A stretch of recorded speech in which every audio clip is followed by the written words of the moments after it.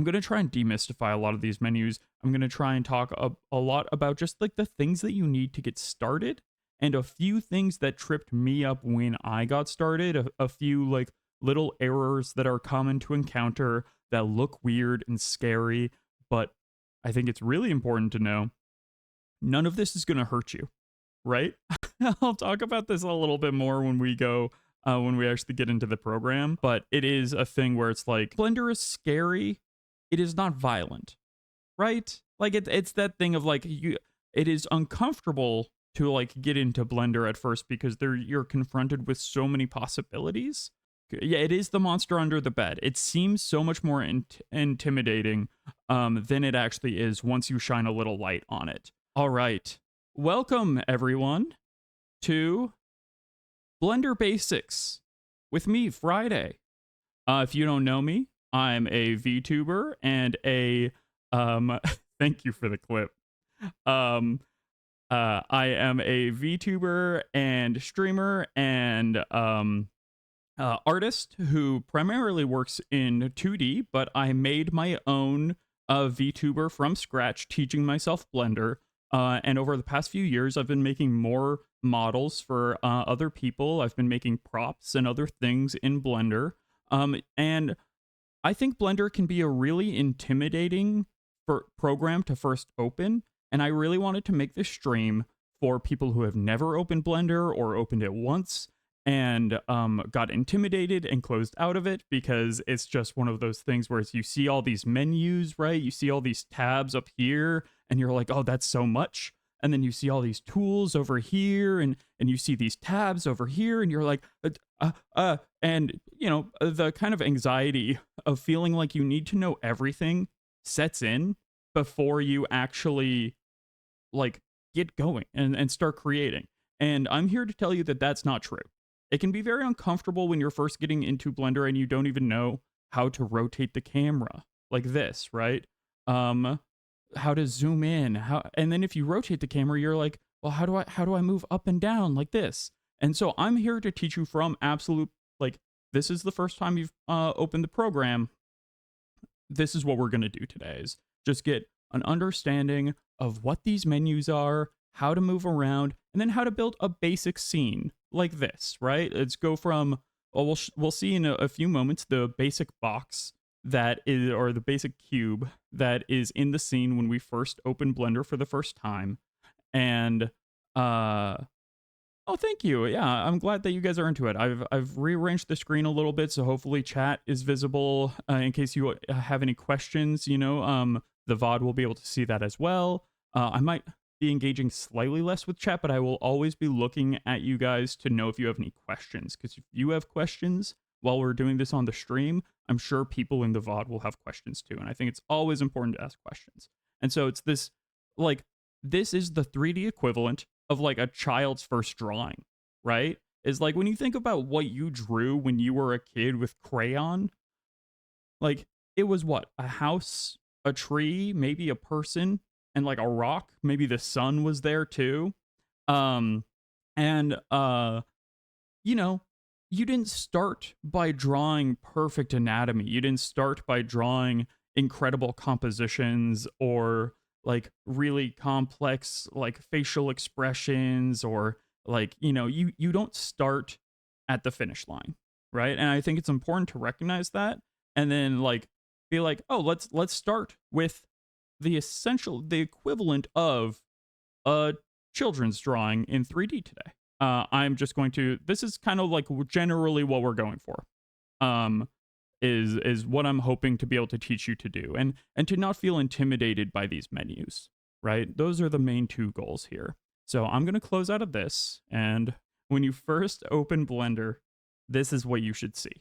You won't see the recent files, but you can even see how many versions when I was working on the Momo like design, the Momo model that some of you have seen me work on. I mean, the finished version is V25, right? Like, these things take time and iteration. And even then there's tweaks I want to make again. So there will probably be a V26. I think by Friday version, like this model is like V37 in my folders. So you'll see this, right? And this already can look like a lot. You might have, because I'm on 4.3.2 instead of 4.3.3, this art might be different. That's basically going to be the only difference that we run into right now, because the latest versions are not that different from each other. And they're certainly not different for the things we're doing today. So, to get started, what I want you to do is here where it says new file, we're just going to click general. Never in my years of using Blender have I chosen 2D animation, sculpting, VFX, or video editing. You don't need to worry about those.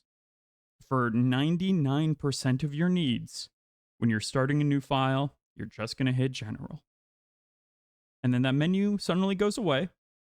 So it should look generally like this. You're going to see a number of tabs up here, a toolbar here to your left. And if you don't see that, you can make it show up or hide by pressing T. And then you'll see our collection window over here in the top right. This is basically, if you're thinking about other art programs, this is like your layer menu, right? Like this is, but it's where all of the different objects are going to show up. So we've got right now in our scene, we've got a cube, we've got a camera, and we've got a light. We're not going to touch any of that stuff right now. We don't need to. We've got these menus over here, and we've got a timeline down at the bottom. Those are the things that you should be seeing right now.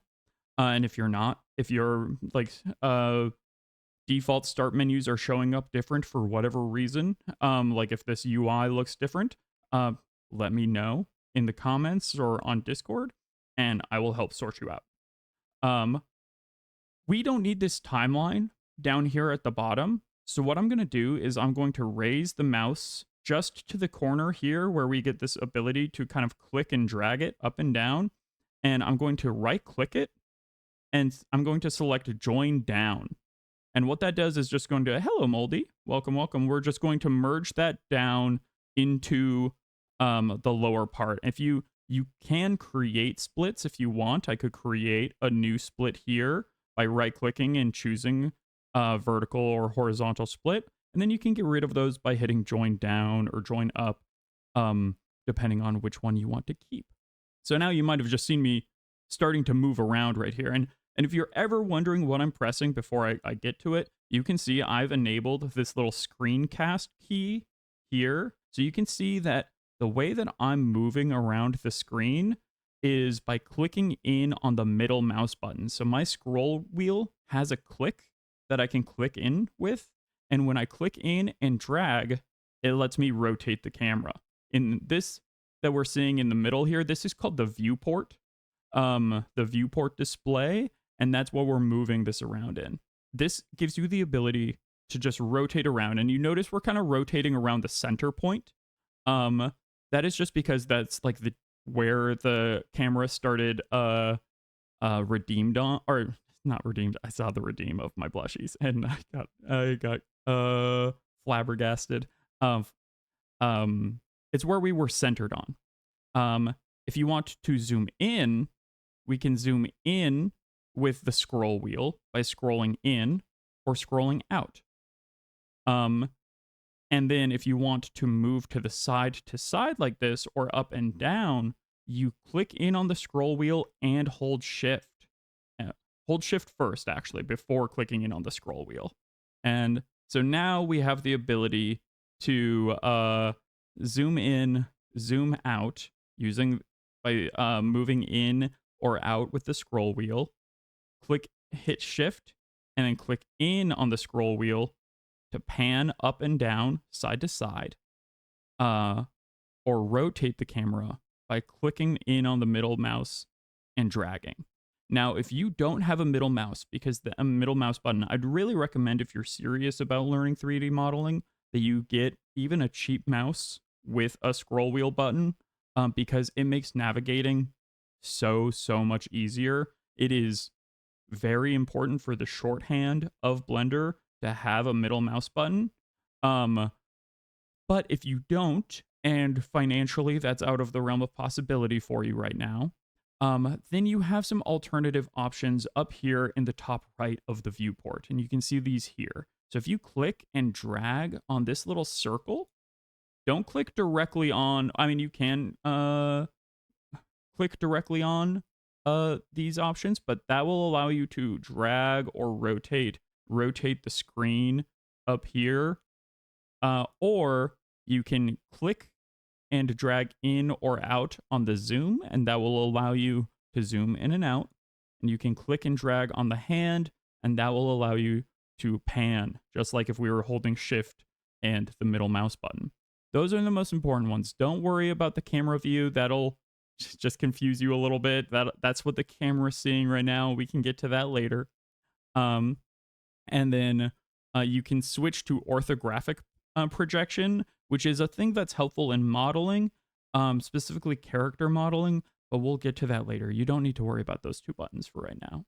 The other, so now that we know how to just like move the viewport, and if anyone's having issues with that at all, like if you're not able to rotate around, like look around, up, down, in, out, those are the fundamentals of looking at things in 3D. And, you know, a lot of people, I think, with gaming background and knowledge are pretty used to being able to navigate space in this way. But it takes a little while to understand the hotkeys, which is why I also have them like on screen in the bottom left. So yeah, just moving in and out, up and down, like getting really, really comfortable with being like, oh, now I'm looking at the bottom, now I'm looking at the top. And just feeling, if something you'll notice actually, and here's something that really tripped me up when I was learning, is if you notice, if we start to zoom in, one, you'll clip through the box, but you'll notice that like I'm still scrolling and you can't zoom in anymore, right? There is a limit to how far you can scroll in somewhere or zoom in. You know, it strains at a certain point and limits you there. That is because it is just like limiting where the viewport is zooming in on, essentially. But if you shift and move like where the viewport actually is in space, then you can like zoom in on another part that you might want to see. So basically, especially on different axes, the zoom will be limited. Like, and let me explain what an axis is. This red line here is the x-axis. This, and that's like the side to side of this, you know, digital 3D world. This green line, I'm gonna say, is the y-axis, and you can see those colors represented up here in the top right as well. The z, which you can't see at the moment, is up and down. So those are the three dimensions of 3D modeling: the x-axis, the y-axis, and the z-axis. And we're kind of just moving around in those three axes to be able to look at our cube. We're really pondering the cube at the moment. So first, just get comfortable looking around there. Can you reset the view back to a centered view? So that's a great question, Ghost Kid. By centered, do you mean like a perfectly isometric centered view like this? Because if that's what you mean, then yes. The two ways that you can do that to see a perfectly centered, in fact, flattened view of the model, if you want to see it by front, you can either go up to this little wheel again and click the -Y. If you just click it instead of click and drag, you'll see it snaps you to that view. You can then click X if you want to go to the side view. Those will give you kind of like the base points of these views, and they're like a flattened isometric or orthographic view. Or you can hit 1 on the numpad for the front and 3 on your numpad with the side. And when I hit 3, I also strike a little pose because that's a Warudo hotkey. So yeah, you can snap the view in that way. And those are the typical ways that I would say that you want to be snapping the view, especially when modeling, is being able to see the front or the side. If you totally lost your cube by scrolling around in the world, there is a way to get back to the cube.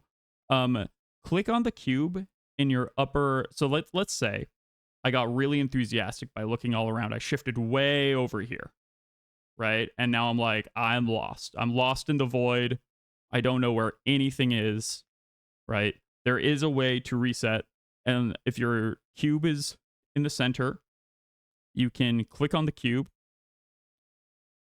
and you can go to view here in the top left and then go to viewport, or sorry, not viewport, align view, center view to cursor. That's what it is. So if you lost it like that, you can go back with center view to cursor, and that'll kind of get you back to the basics of the world. And we have accidentally set this to an orthographic view, which is not what I intended to do. But you can tab with one and then scroll away to get that. And you might have just seen me move the box right then. We're about to get there. The things that I want to generally show you are if you're moving around or just like clicking around with the mouse, you will see editor type and you might accidentally pull up this menu. The only one you need to worry about right now is 3D viewport. There's a ton of things here. There's a ton of different things that Blender can do. And this is why Blender gets scary to people, is you click on like this menu, like here, this little like, it looks like a picnic bench essentially. And then you're like, excuse me, do I need to know what a geometry node editor is? No, you don't. You absolutely do not need to know what that is. You eventually will learn what some more of these are. I would say I use 4 of these to make a character from scratch. So don't worry about it. We're going to stick with 3D viewport, and then you'll also see object mode. If you click over to this next thing to the right here, right next to the picnic table, you'll see a thing that says object mode, and this is your object interaction mode.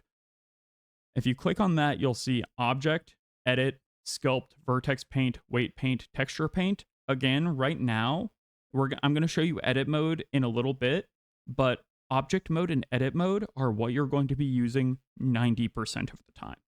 So it's about knowing, not only it's about knowing what to learn, it's about knowing what you don't need to learn or don't need to mess around with to get started in Blender, right? Eventually, we can start looking at view, select, add, or object. We don't need those right now either.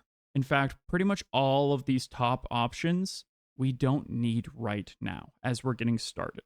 If we're just messing around, trying to learn how to add things into the world, move around, and navigate, we're not going to worry about it. Eventually, I'll teach you some of the basics of what these buttons do.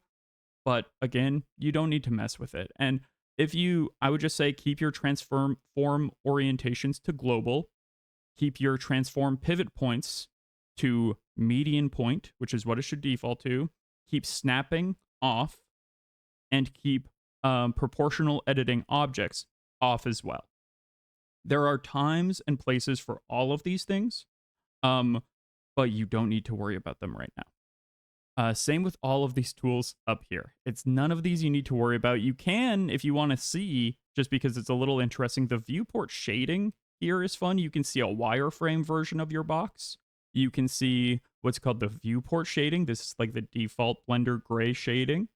You can see the material shading, which is when you'll first be able to start using textures and seeing those represented. And then there is render shading as well. Love the flavors of shading. 100%. Hello, welcome, Nilbog. This is a 3D master, Nilbog, in the house.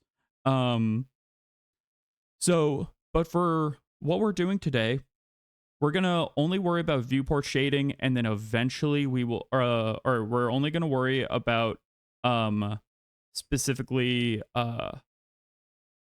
render shading and this like very basic gray shading.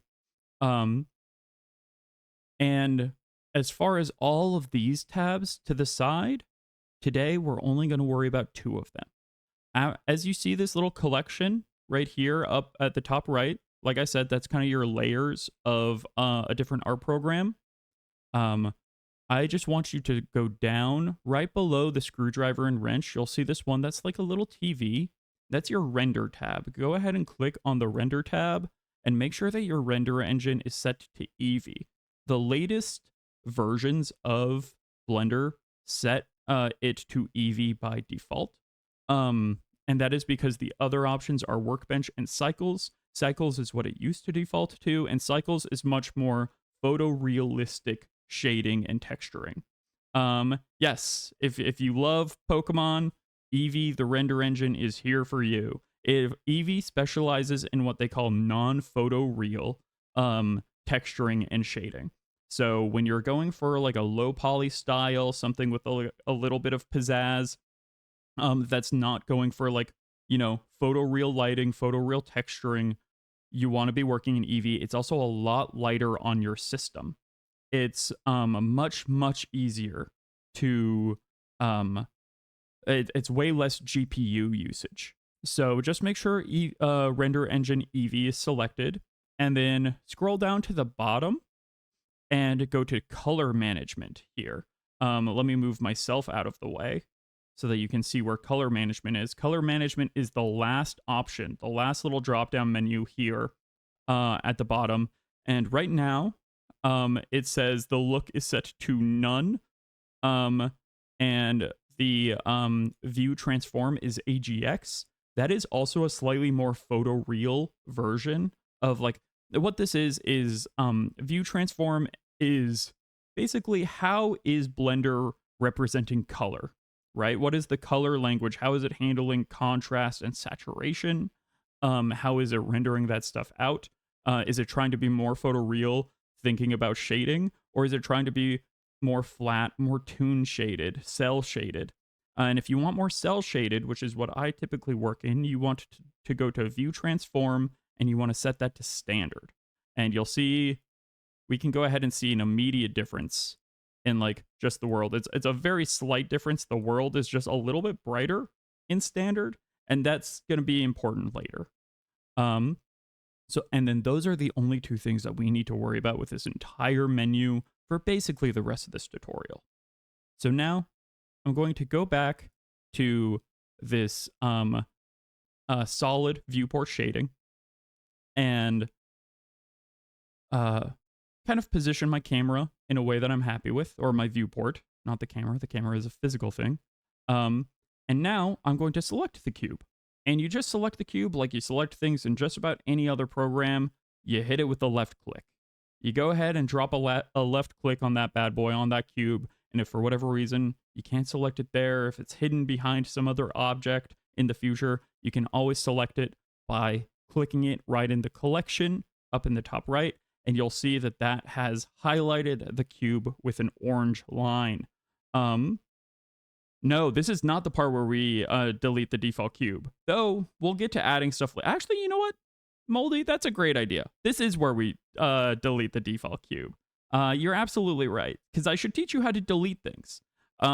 So, select the default cube, and then hit X on your keyboard. And then you'll see delete selected objects. Make sure the cube right now is the only thing selected. And you can tell that by seeing it's the only thing with the blue highlight in the collector view as well. It's also the only thing with the orange outline. And you can go ahead and hit delete. And then you're like, well, now I live in a void. Now I live in a world empty and seemingly meaningless. But don't worry, we can create our own meaning. And to create our own meaning, you're going to hit Shift and Add. And you're going to go to Mesh, and it'll bring up this as long as you're holding Shift and A. Specifically for add. So Shift A while your mouse is over this viewport, and you will see all these different things that you can potentially add. Only worry about mesh for right now. Again, there are time and places when you would use things like grease pencil or curve or armature or even empties. The thing we want right now is mesh. And I know we just got rid of a cube, but we're going to go ahead and insert a cube. So now there should be a cube there again. We can take you out of this world and we can bring you back in, Mr. Cube. Yes, the return of the cube. Somehow, cube has returned. So, but you'll notice the cube's kind of like, think of this grid that's in the world as the floor plane of your world, right? That is like where kind of like the surface level begins. And you'll notice that it's like, well, the cube is kind of half underground right now, but I don't want that. So left click the cube to select it, and then hit G on your keyboard to grab the cube. Seize the cube with G, and you can suddenly move the cube. You have obtained telekinesis in this 3D program, and now you can move the cube kind of all over the place, though. And that's a little confusing, right? Because if I put it here and I think like this, if I imagine I'm trying to line it up with this square on the ground and I drop it there, and I'm like, well, yeah, that looks from this angle like the cube should be on the ground. And then I move over, and actually I did kind of nail it, but sometimes it'll happen for reference. And it's like, oh, the cube is now actually like half a foot off the ground. It looks kind of like it's like it should be on the ground, but it's not always going to be actually aligned with things in that way. And so if you want to move the cube in specifically one direction, because if I'm moving it over here and I want to bring the cube up, but I don't want to if I want to bring the cube up and over, suddenly the cube is all the way over here. It's gone diagonal. And that can be really frustrating if you're just trying to like move it in 3D space and get it. You're like, you can make it work, but it's clunky, right? It's awkward. It feels bad to do. And so let's say I want to move the cube only along the x-axis right now. The cube is over to the left of the world right now. I want it to be over to the right. I'm going to select the cube. I'm going to hit G to grab the cube. And then I'm going to hit X. Before I start moving it, I'm going to hit X. And you'll see this new line pops up. And this line is a representation of the x-axis that we are moving the cube along. And you can do that with the X, Y, or Z axis just by selecting the cube, hitting G to grab, and then selecting the axis you want to move it along. So you can move it along the Y axis to bring it forward, or you could bring it up and down with the Z axis. And that will give you way more control of choosing exactly where the cube goes. Now you have total control of the cube. But, and this is all well and good, let's say we want the cube to start in the general, beginning point. We just want it aligned with the ground. Again, this is a really helpful time for isometric view or orthographic view. And you can align the cube. No, you do not have to hold the X button the whole time. You can, and you don't have to hold the G button either. You can just tap those buttons to kind of activate the mode. And let's say I thought I want to grab the cube. And I was like, oh, I want it over here.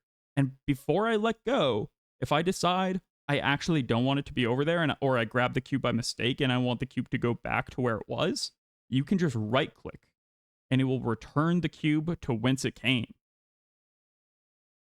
So left click after a move confirms the move.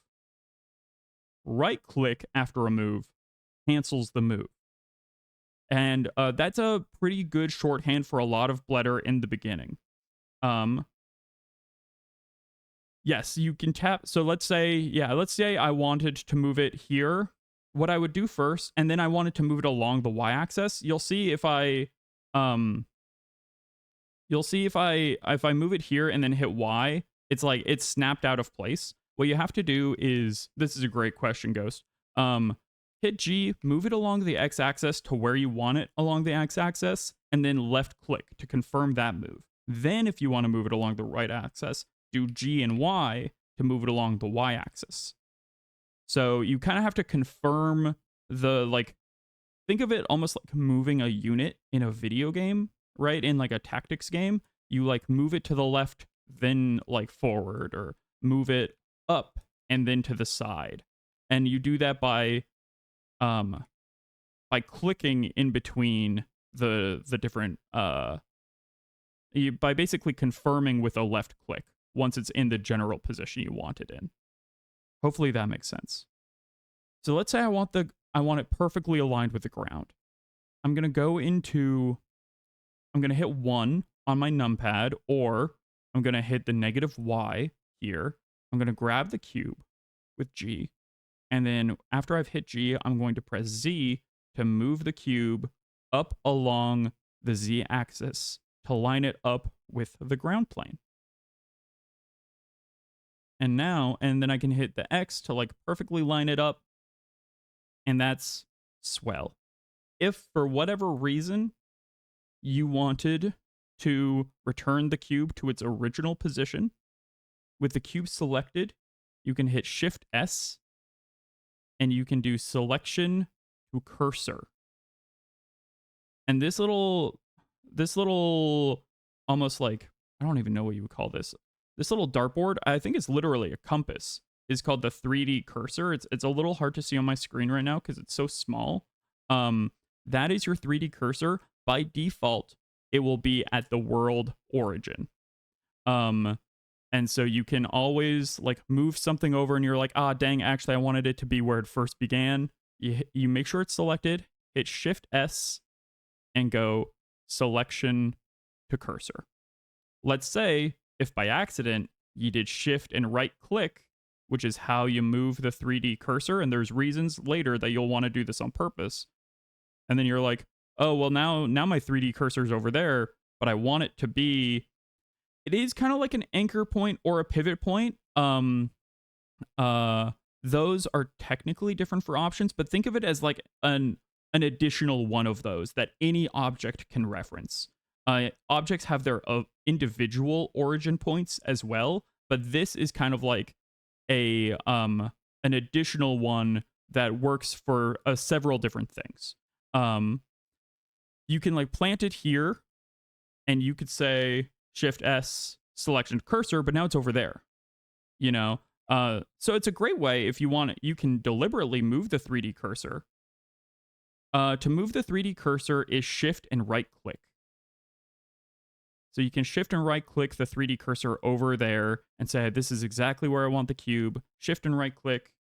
And then you hit Shift and S to bring up this little radial menu. Selection to cursor. So that's another way that you can move things around in the world.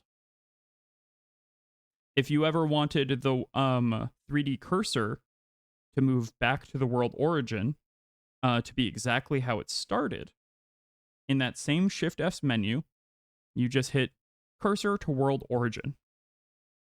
Just like that. And it will bring it right back up to 0, 0, 0. And then you can bring the cube back to world origin by going selection to cursor.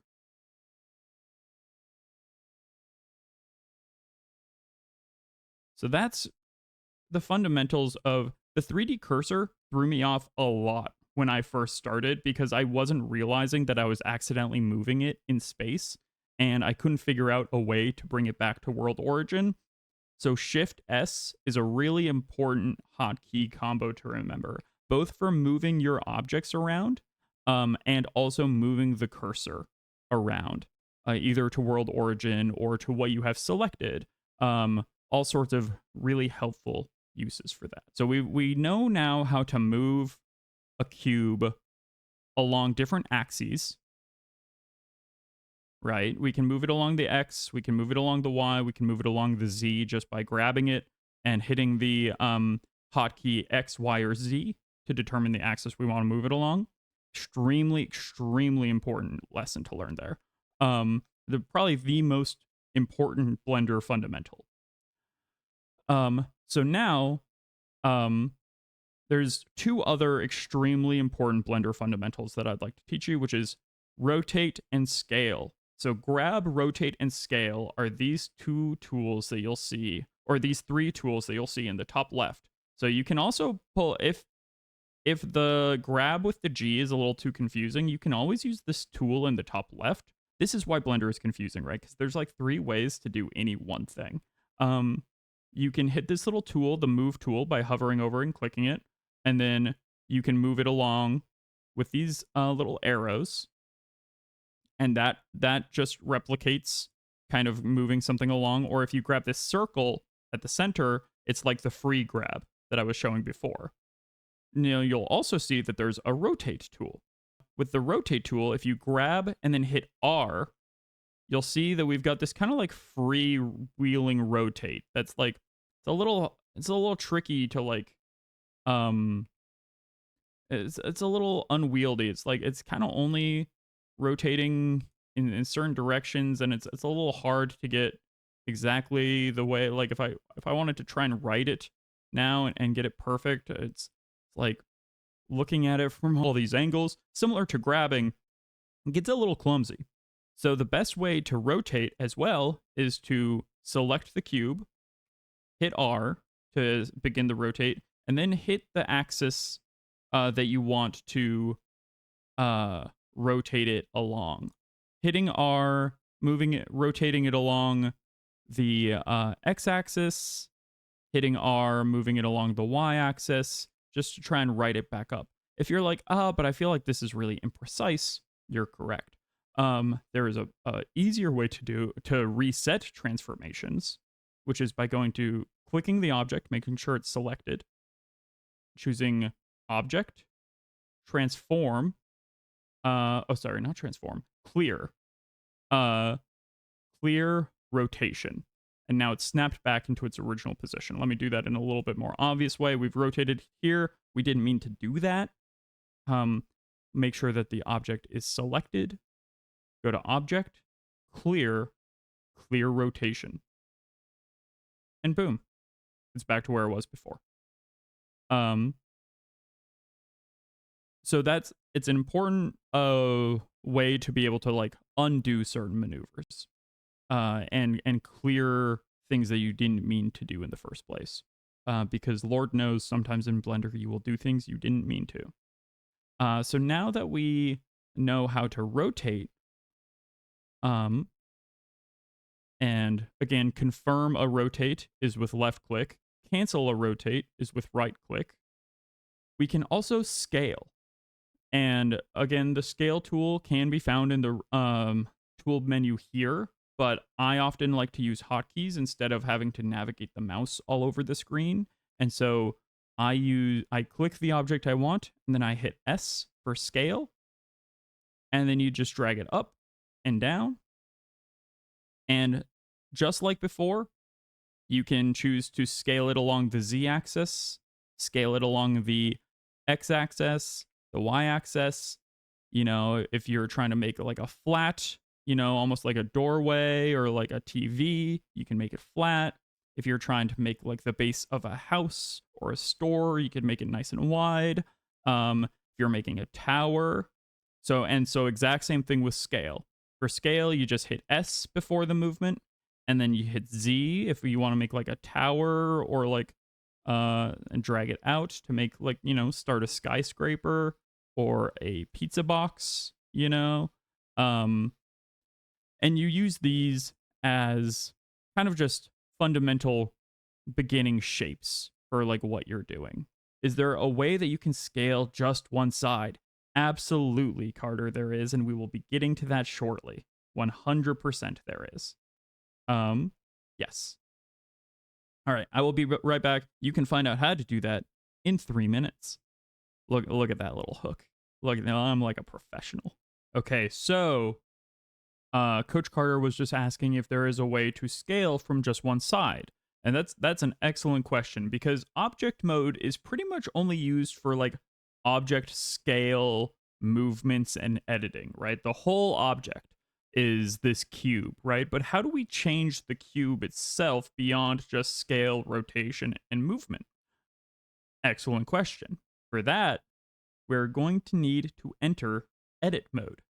So, with our cube selected, highlighted in orange, go up to object mode here in the top left and hit edit mode. And you'll notice that this no longer has just like a orange outline. Everything's highlighted in orange. And that is because we currently have the entire mesh selected. So what is a mesh? Excellent question. If you notice, when we had added the cube again, we went to mesh and then added the cube. So we've entered edit mode. And now we see these little dots on the edges, if you really zoom in, you'll see a little dot on the edge of your cube. That is called a vertice.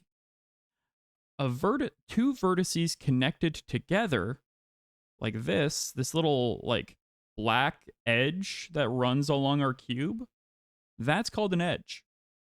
And then once edges are connected together and filled, that's called a face. And that's what we see here. There's the anatomy of a mesh has three parts. We have vertices, these singular dots. We have edges, these lines, and we've got faces, this like these sides. And the way that you swap between selecting the vertices, the edges, or the faces is with the 1, 2, and 3 keys. So if you hit the 1, you'll see the dots pop up, and you can select a dot by clicking it with a left click, and then just like the whole object, you can grab and move that vertice.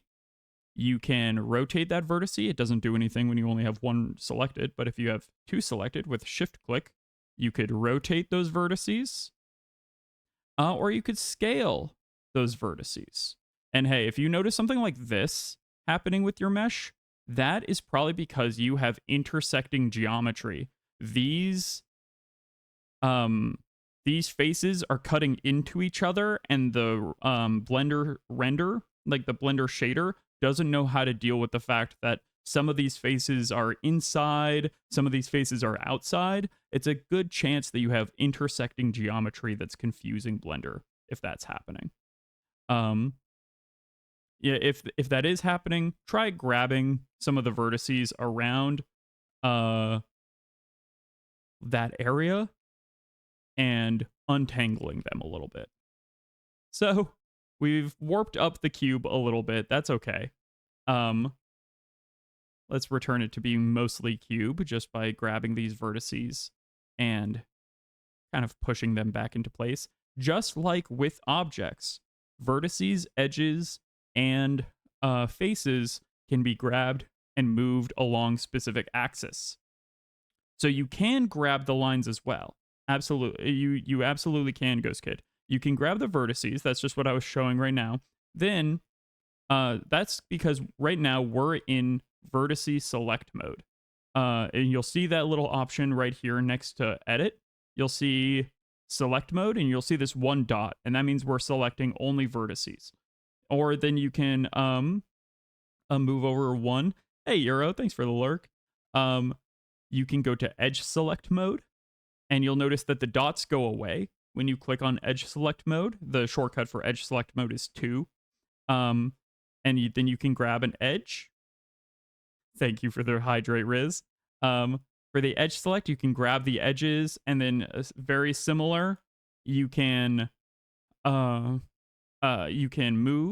you can rotate, and you can scale. And then this third one over here is the face select. The shortcut for that is 3 when you're in edit mode. And that lets you grab faces like this. And then exact same thing, grab, rotate, and scale. So when Carter was asking if you can change the scale of one specific face, one specific side of the cube, that would be done by grabbing the side, like grabbing one side with face select, selecting the side you want to enlarge, and then hitting S to scale it up. And there you go. Now you got an interesting shape for a cube. And you can kind of just do this to like edit. You can move this stuff around, start to shape it how you'd like. Grab a vertice, bring it in, do all sorts of interesting shapes, even just with a cube. A lot of things are built just with the cube, especially when we're talking about low poly modeling. So get comfortable with grabbing vertices, edges, and faces. Try rotating them. try grabbing them, try scaling them, and see how each one kind of performs a little differently. If you want to select a whole ring of vertices, or a whole, they call them loops in Blender, a whole loop of edges, or a whole loop of vertices, or a whole loop of faces. Let's do it with faces first, because it'll be the most clear. With face mode selected, I'm going to hold Alt and left click right kind of on the edge. And you'll see that as I left click on that while I held Alt, it selected everything but the top and bottom. And that is because these faces all connect together with quads. A quad is a polygon with 4 vertices. And so when you have quads like this, it makes it really easy for Blender to say, oh, this is a whole loop. This is literally a like interconnected bit of geometry. You could select the top loop and go all the way under the bottom by just selecting the other edge.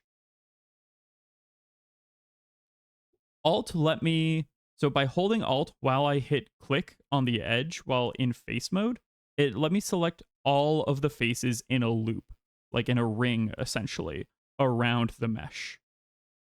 So you can see instead of having to like click and then rotate and then shift click and rotate and shift click and rotate and shift click to select everything at once to make sure that all of the sides are selected so I could move things together.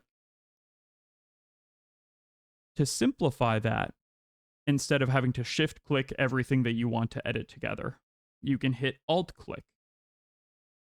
And that will grab everything as long it's almost select all, but it selects a specific loop of geometry because it's not selecting the top and it's not selecting the bottom here.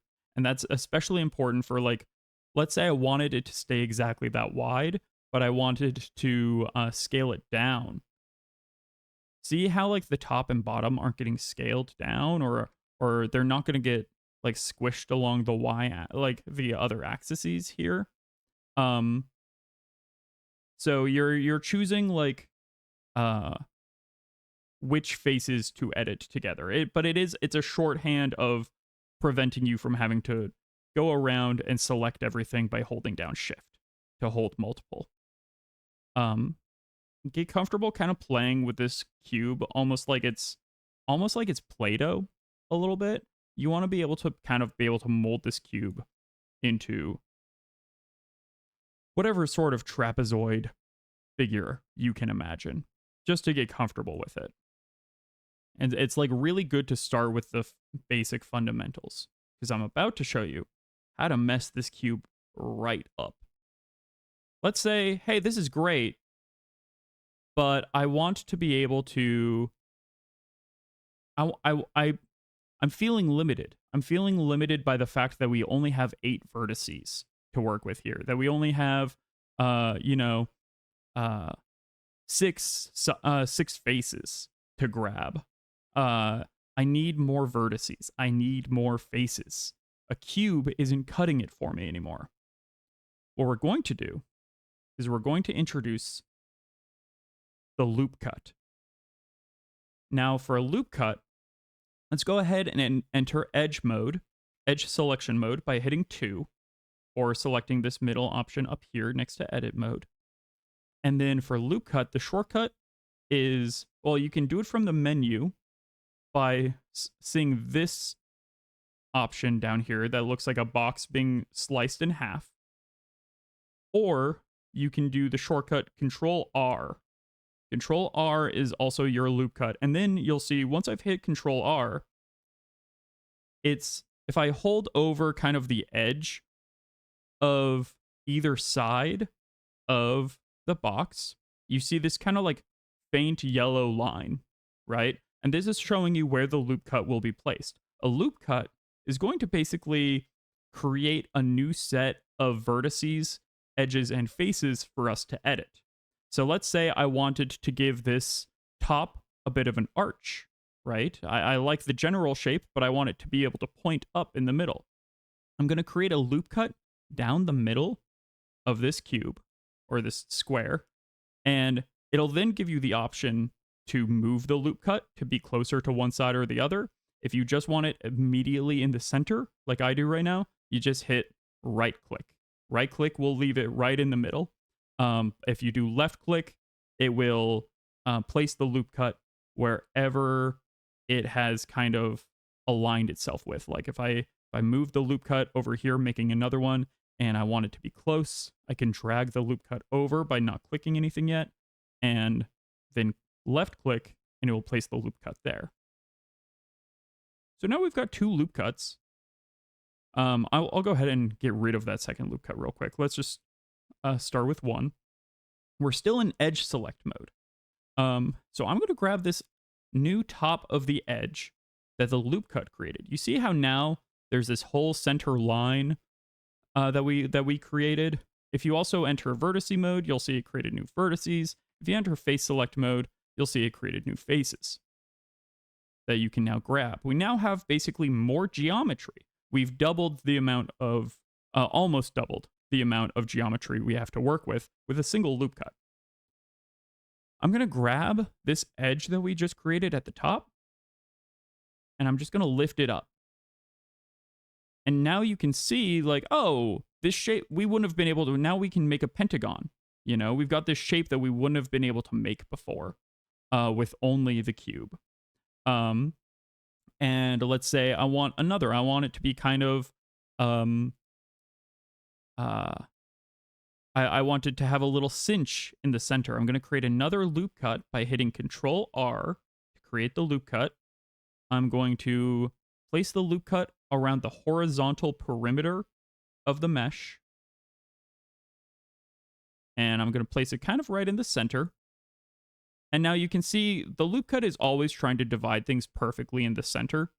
And that's kind of fine for what we need right now. But if I wanted to, I could grab this vertice and I could drag it down to make it more aligned into the center with this. And just like with the other movements, if you're dragging a vertice, I could grab it, hit G to grab, and then hit Z to drag it only along the Z axis. Do the same with the back here. And then I'm going to use that loop select that I did with the vertices, or with the edges. I'm going to enter edge mode with 2. And then with Alt click, I'm going to select all of these sides, all of these edges that we created with the loop tool. And I'm just going to hit S to scale them down just a little bit.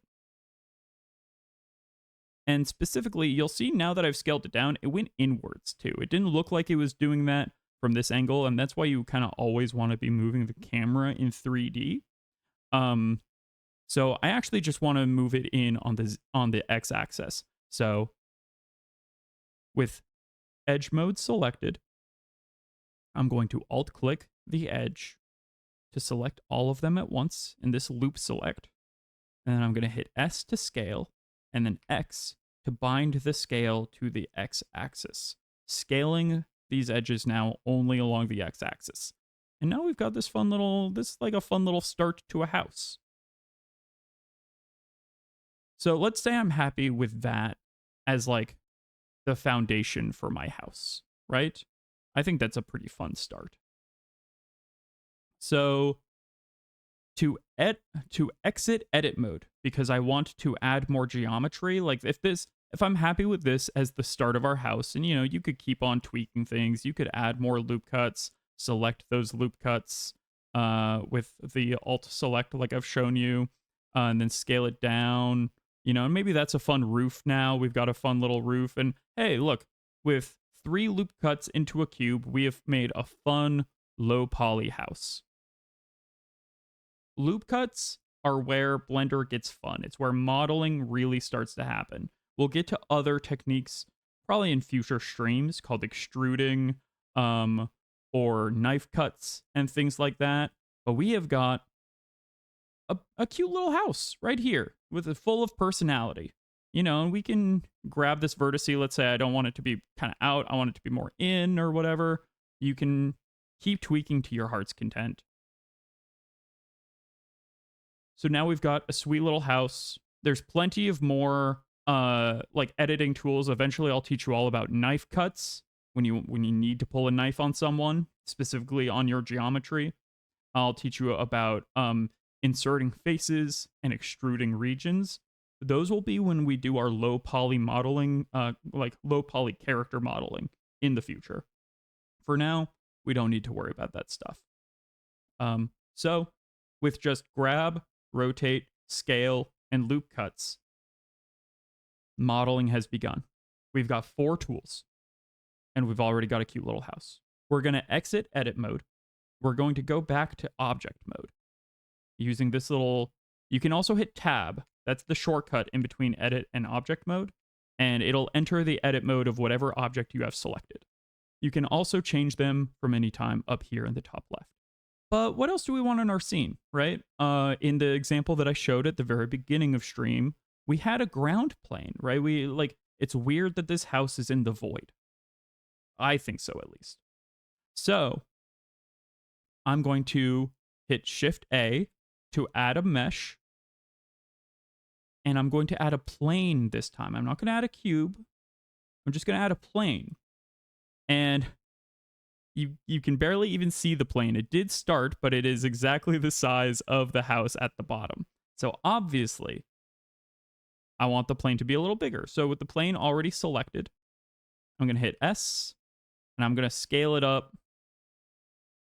And I'm going to make it pretty big, because this is our ground plane, right? This is what the world will see as kind of like our grass. So, and luckily, because it's only one face, even if we enter edit mode now, you'll see it's still only 4 vertices. Unfortunately, that means if we want to add hills, and we try and grab this edge, and you're like, well, that's not exactly the hill. It's cutting through the house. That's not what I want, kind of thing. So you're thinking there's got to be a better way. I've got great news. There is. With going into vertex mode by hitting 1 or this little tab up top, and then hitting A to select all. A is select all, by the way. When you're in edit mode, it'll only select all of the vertices, edges, or faces of the object you're editing. It won't affect the house too. So with it all selected, I'm going to go to edge, and I'm going to go to subdivide. Here at this top little list here, there's view, select, add, mesh, vertex, edge, face, and UV. Don't need to worry about most of those right now. We're going to go ahead and hit edge, go down 5 of them, choose subdivide. Subdivide will bring up this little menu. It will look like maybe it just created one loop cut in either direction, and you're like, well, that's not that helpful. Before you click on anything else, look at this little subdivide menu that popped up here in the bottom left. This will give you a little, oftentimes when you're adding objects or you're doing different kind of actions in Blender, it'll bring up this menu in the bottom left. And here we can choose number of cuts. And I'm going to go ahead and create, let's say, it'll only let you scroll up to 10, but we're going to do more than 10. Let's bring it up to, I think, 18 cuts. Hey, what's up, Tucker? Yeah, it is time for art. Oops, and time for dancing because of my hotkeys. I do not want 181 cuts. I want 18 cuts. And then you'll see if you type in 18 and then you hit enter, it'll create 18 loop cuts. And you're like, well, hold on.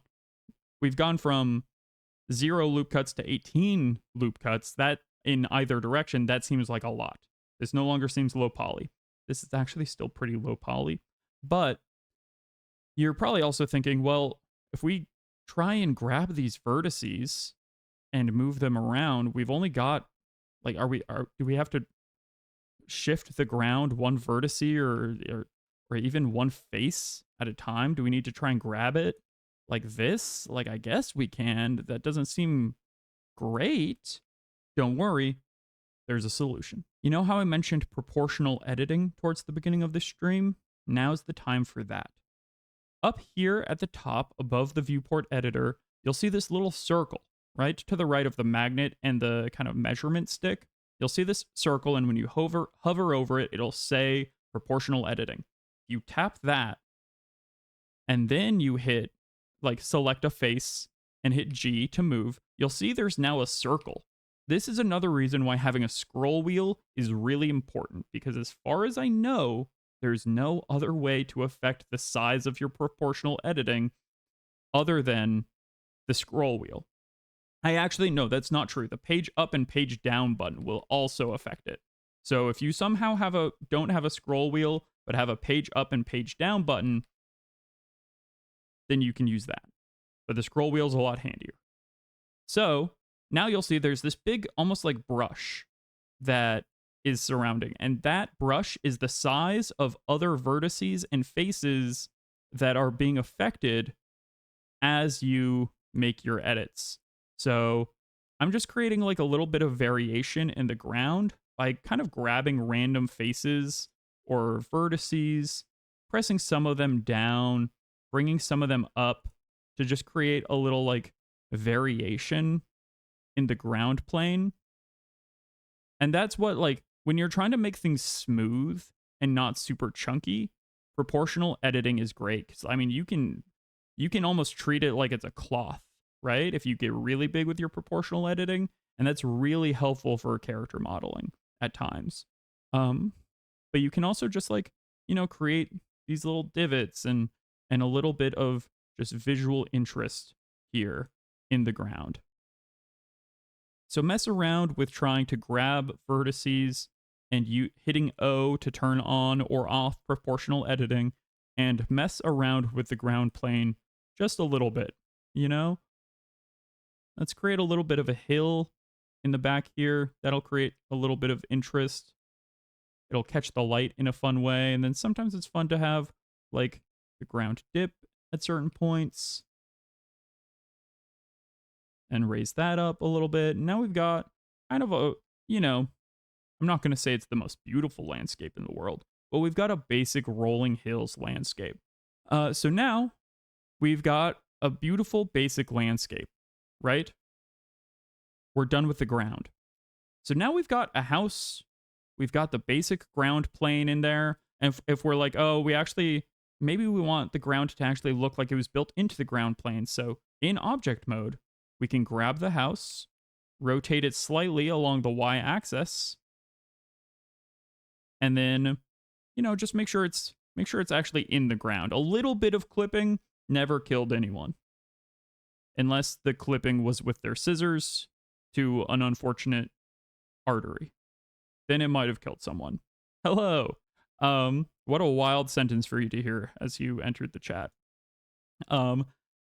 Just having it clip through the ground slightly so that it's less, because let me tell you, having it hover off the ground will look a lot weirder than having it clip through the ground. So now we've got the basic, location of a house. We've got the ground plane. If you notice, you're like, okay, but the ground, look, you can see every square of the ground. See how it's shading and catching the light in very weird little ways? You've been working in Blender for years now. Nothing surprises you anymore. You may know more in Blender. I've only been working in Blender for a few years, but I've had a lot of people in the community show interest in learning the basics. So I've been putting together a very basic lesson here. So you might be looking at the ground and thinking like, oh, it's weird that we can see like every single square of the mesh. Like, that doesn't look like how ground looks, really. You don't see this weird little pattern texture there. You can get rid of that by clicking the mesh, right-clicking, and then choose Shade Auto Smooth. And suddenly, it looks a lot more like a blanket than the ground, but that'll work for now. And you can do the same thing with the house. If you don't want the house to look so sharp and angular, maybe you do because you like that low poly style, but if you don't want it, you can either choose Shade Smooth, which will make it look a little weird, so I don't super recommend Shade Smooth, but Shade Auto Smooth is like a nice kind of like initial flat lighting pass for low poly styles. You know, now this like going from N64 to PS1, that's a great comparison. Absolutely. Um and so, and then basically Blender is deciding how to shade and light things in specific ways. So what Shade Auto Smooth does is it kind of uses background math of how sharp some of these transitions between vertices are to decide like what's going to be lit flat and what's going to be lit smooth. So, and as you saw when I grab this, it's like, wait, why am I grabbing everything? And it's because I still have proportional editing on. So I'm going to turn that off with O. And now grabbing that, I'm just going to take this, pull the like tip of the house out just a little bit, just so that it creates this nice little cast shadow with the lighting, just to make it a little sharper so that Shade Auto Smooth like really captures that light. That's that little tweak I was doing there. So now we've got a basic house, we've got a basic ground plane, and now let's add a tree. And the tree's really easy. Let's move the 3D cursor over to the hill where we'll make the tree. Then we're going to hit Shift A, just like we've added our other meshes. And now, exactly, it's happy little tree time. We're going to do a cylinder. And now normally, for me personally, where I'm at now in my Blender journey, I would start a tree with a cube for the trunk. But I think as you're just getting to know how to model things in Blender, there is no shame starting with the simple other basic meshes. Eventually, you want to get to a place where you can make a lot of those meshes with cubes, because a cube will generally behave a little kinder than some of these others because it's working with all quads. And as I mentioned before, quads are easier to like light and animate. But for now, as we're just setting up a basic, there's no shame in just using a cylinder to start. So now we've got the cylinder, and you'll see, just like we saw before with the subdivide menu, we've got this little kind of action menu, and it's going to ask us how many vertices we want. And vertices just means you know what a vertex is at this point. It's how many vertices do you want at that circle. So I think for this, let's start with 8. 8 is good for a low poly tree, and again, it makes me dance, and everybody loves that. So 8, and then radius, we can, thank you for the hydrate, Riz. Radius, let's bring down, because this, it's going to be a small little tree to begin with. So let's bring it down to, let's say 0.22. That looks good.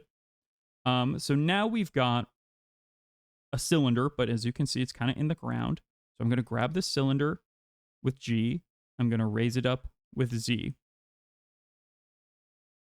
Z and then dragging. Now we've got this cylinder just kind of like in the space. So now with the cylinder created, we're going to tab into it to get into edit mode, just like we did before. And now I don't know if you're familiar with trees, and if you're not, that's fine. No judgment here. But trees are typically a little thicker at the base. So I'm going to select the ring of vertices with Alt-click and clicking on this edge. That'll select all of the vertices along that bottom ring at once and not select any of them at the top, which means we don't even have to worry with proportional select. So now with that ring of vertices selected with Alt-click, I'm going to hit S to scale. And then I'm going to scale it up to about here. And then, I think I want the tree to actually be a little taller. So I'm going to grab these top vertices and I'm going to drag it up and maybe even rotate a little bit. And now, just like we did with the cube before to make our house, I'm going to add a loop cut. I'm going to add a loop cut right here in the center and just click right in to add and then we'll shrink using S and then grab to move it to the side.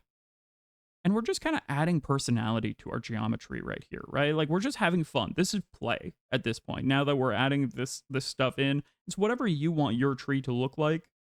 That's what your tree can look like. I'm going to add another loop cut on this bottom half. And I'm going to make it kind of closer to the base. And I'm going to scale that down as well. And now it really looks like we kind of have this like nice thick trunk. How do you skip right from the cube to the entire Pixar movie? Okay, well, first you sell your soul and any level of artistic integrity, and then you steal others' work by using AI. It's you didn't do it, but boy, can you try and convince other people online that you did it and that it's just as valid. They won't believe you, and neither will you deep down, and you will end up crying yourself to bed every night because you never actually pursued your artistic talents and never dared to let yourself be bad at something and actually genuinely express yourself. And you'll feel more hollow than ever, but that's how you do it. Is that what you wanted? um get a slow zoom on the streamer for the short. Yeah, it sounds accurate. That's what that is. So I'm just making a fun little tree here. We're giving our tree a little bit of personality. Don't worry about missing stuff. It's when I started learning Blender, there's videos that I probably rewatched like 8 times, right? And specific parts of those videos where I was like, what is he clicking on? Hold on. Let me slow this down. Let me zoom in and enhance to try and see exactly what he's clicking on, what he's referencing, which is why I'm trying to be very specific when I mention what I'm clicking on, where it is on screen, because there's so many buttons. But it'll be around. So I've moved my 3D cursor. Again, I do that by hitting shift and right click on where I want it to be. And then I'm going to hit A. And let's just go ahead and make another cylinder. This is going to be a branch. And right now, it's not a very good branch, but dang it, it's trying its best, just like the rest of us. So we're going to shrink the radius, and then we're going to shrink the depth. That'll be the size and the width. And now we can also adjust the beginning rotation here. So if we just want to adjust the Y here so that it's a little bit closer to what we want to start off with, we can do that in this kind of pop-up menu in the bottom left as well. Now I'm going to grab this branch. Oh, we went through the Citizen Sleeper 2 playlist. I'm just going to start that again because it was a vibe. I'm going to grab this branch by left-clicking it, grab with G, move it along X, and then move it along Y, or sorry, Z. And this is generally the location that it's in, that I want it in, but I want to like add a little bit of details as well. So you get that little pop-up menu when you first add the object. So let's add another cylinder just as an example. And when I first add the cylinder, you'll see it'll first show up as like it'll show up as tiny right here. And then when you click up on it, and it will give you those additional details. But do that before you hit enter or click anything, because otherwise that menu will go away. Okay, so now we've got this general stick where we want it to be. Let's go into edit mode, and we'll bring actually, before we even make a loop cut, and you might notice like, oh, now it's kind of getting hard to actually grab the vertices because some of them are kind of in the tree that we want to grab. And you're like, I can't actually see some of it, so it's going to end up moving a little bit weird if I'm not grabbing every proper bit. The way you fix that is there are 2 ways.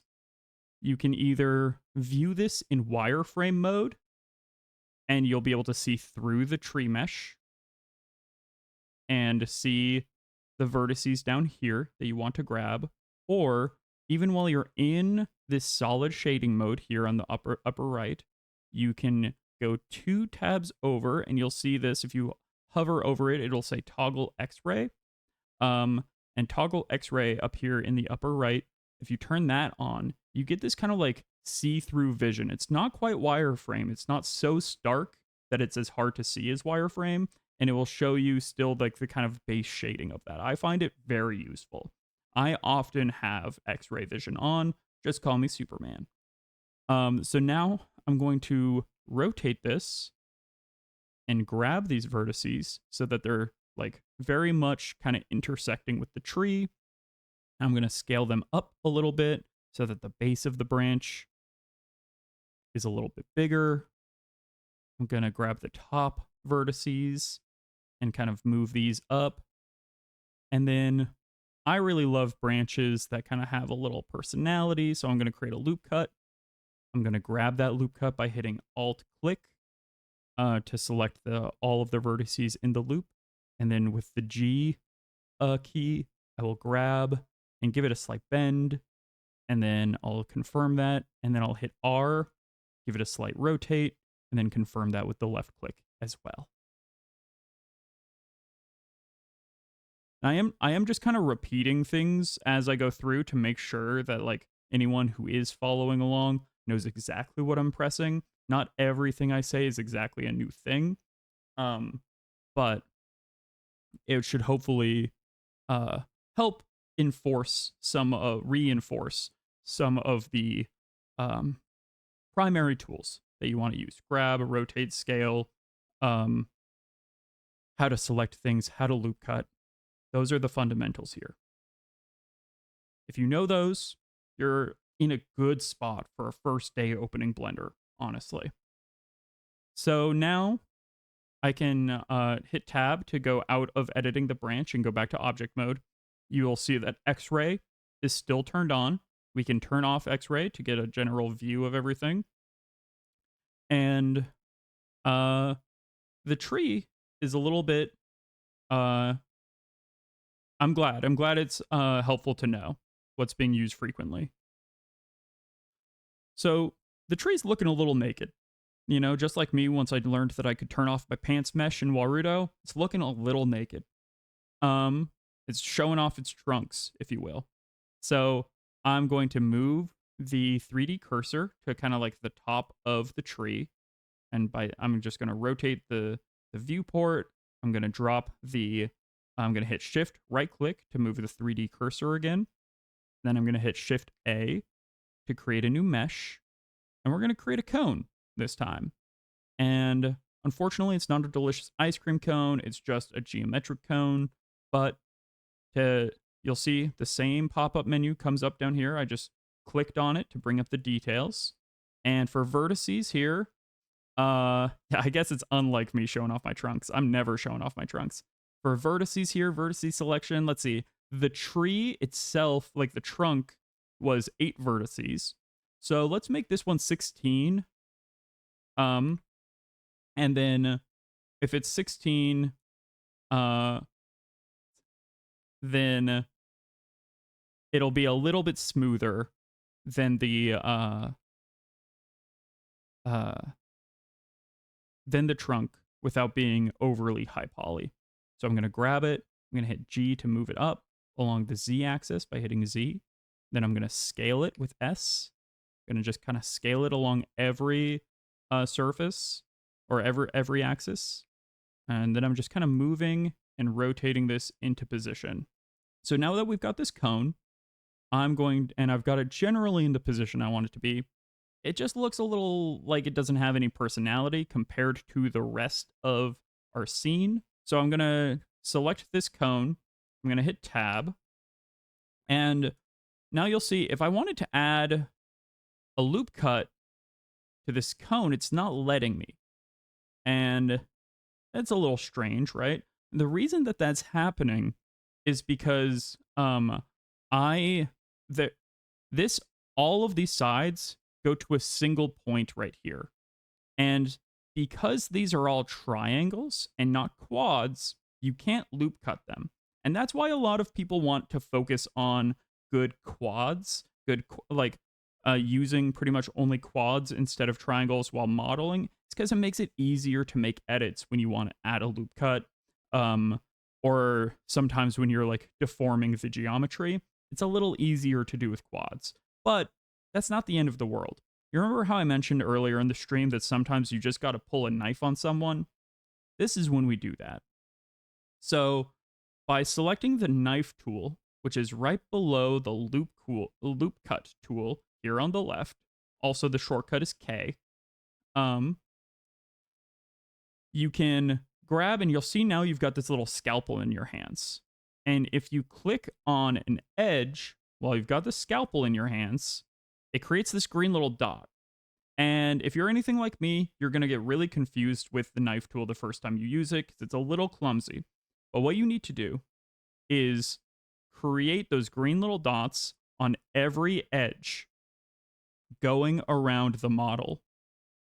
And I'm creating them just by clicking left click, and then I'm looking around the tree by using my middle mouse button and shift. I'm just like going around and around, create a knife cut. I'm basically just forcing a loop cut because the Blender geometry doesn't want to acknowledge that there's a loop here because of the triangles. It's confused about where it would put the line. And now you'll notice, okay, well, we completed the loop, but it's still asking me to like make another cut. What do I do? And if you're anything like me, when I first started using the knife tool, you'll add a ton of extra cuts that you don't even need because you're panicking, and then you'll right click and everything will be gone, and you'll be like, what even happened? Don't panic. Once you've completed the loop with the knife tool, just hit enter, and boom, you've created your own loop cut. Ugh. And that's how you do it, I guess. If you like, I just feel like Blender understands me when no one else does. You know? If you like this little emo bang, this is a model that I created myself, a little prop redeem that I created myself in Blender with pretty basic modeling, and then rigged it in Unity and brought it into Warudo. So with these basic skills, you can start making custom props and redeems for your own streams as well. And just by having a little fun with that stuff.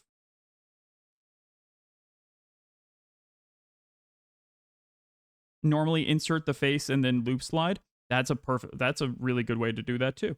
100%. Yes, there is a million ways to do it. Honestly, yours is probably a little more elegant because this, you'll see now that we've made this knife cut, it's not exactly perfect. But what you can do is you can use Alt click to click the whole line, and then you can right click and choose smooth vertices. In the future, I'll explain this loop tools add-on. You won't see this. It's my favorite add-on in Blender. We'll get to it once we get into the low poly modeling. It'll be more important then. But right now, not the most important. Go ahead and choose smooth vertices, and you'll see that it kind of like evens things out. It did mess with the mesh a little bit, and that's why I prefer the loop tools choice. But for now, it's good enough for what we're looking for. Now we've got these vertices. We can like rotate them, scale them, or you can move individual vertices. If you still want it to be more even, you could hand smooth it. Something that you can do while you've grabbed a vertice in vertex select mode is once you've got the vertex selected and you want to move it very specifically along one of the edges that it's connected to, you can, instead of just hitting G and grabbing it normal, you can double tap G, hit GG's, and then you'll see that it suddenly is only sliding along a single edge.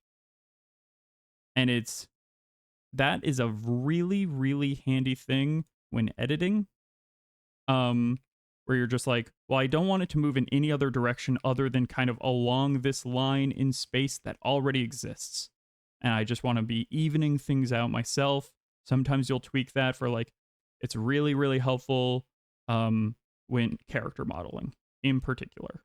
So now that we've created that knife cut around the cylinder, or around the cone, rather, not the cylinder, now, because these have become quads,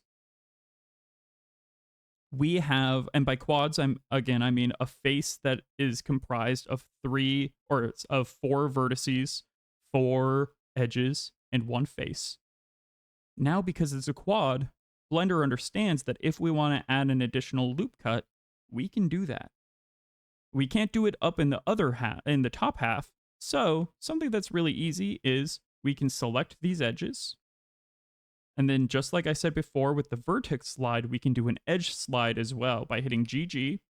We can bring the edge up here, right up at the top, And then now we can create all of the loop cuts we want to our heart's content. Yes, cannot add loop cuts to tries or n-gons. Exactly.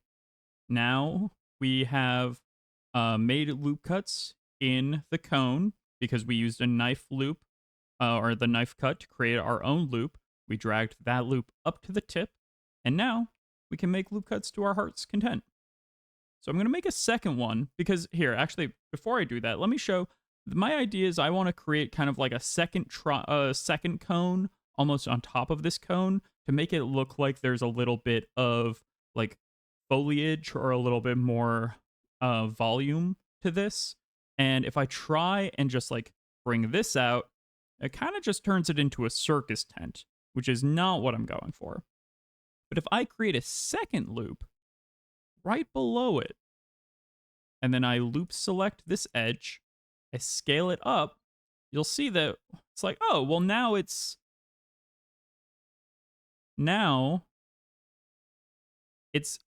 only scaling out from that second loop, right? It's bringing the geometry out from that point, and we can use that to kind of create this like tiered cone effect just with 2 loop cuts, keeping the geometry super limited. Now I'm going to re-enable, it's a little short, that second layer is a little short, so I'm going to go ahead and enable X-ray mode. I'm going to select all of these points at the top, and these are a lot of points. Typically, you might want to smooth that out with what they call edge flow techniques later, but that's more intermediate stuff. So we're not going to worry about edge flow this early. I'm just going to grab all of these vertices and just kind of put them where I want. And I think that looks pretty good. I think that's a pretty fun tree. Oh, the ads brought you back late. I'm so sorry. This is the same cone here. You know what? I will show you exactly how we did it once again. I'm just going to, actually, let me show you. If you've got geometry that you want to get rid of, select the loop that you want to get rid of, hit X, and instead of deleting edges, which will create this like gap and look super weird, hit X to delete and hit dissolve edges. And that will basically join the bits together. So I will dissolve these edges as well. So we created that knife cut that went around the cone, right? And then I slid that knife loop all the way up to the top by loop selecting it with the alt click and then using GG to drag it along the edges. An edge, dragging it along the edges. And now that all of these are technically quads, they get really narrow at the top, but they are all quads now because there's these extra points here to divide the geometry. Now Blender will let us create loop cuts. So instead of needing to make a whole other cone, we can now kind of create the a second cone on top. And so I'm going to create a loop cut. And if I try and scale it out like that to just make a second cone, it's going to end up looking like this, which is not what we're looking for. So what we want to do here is create a second loop cut, right? Technically our third loop cut because of the one at the very top. A second one right below the one in the middle. And then we want to loop select with the alt left click on this middle loop cut, the one on top of the loop cut we just made, and then scale that up.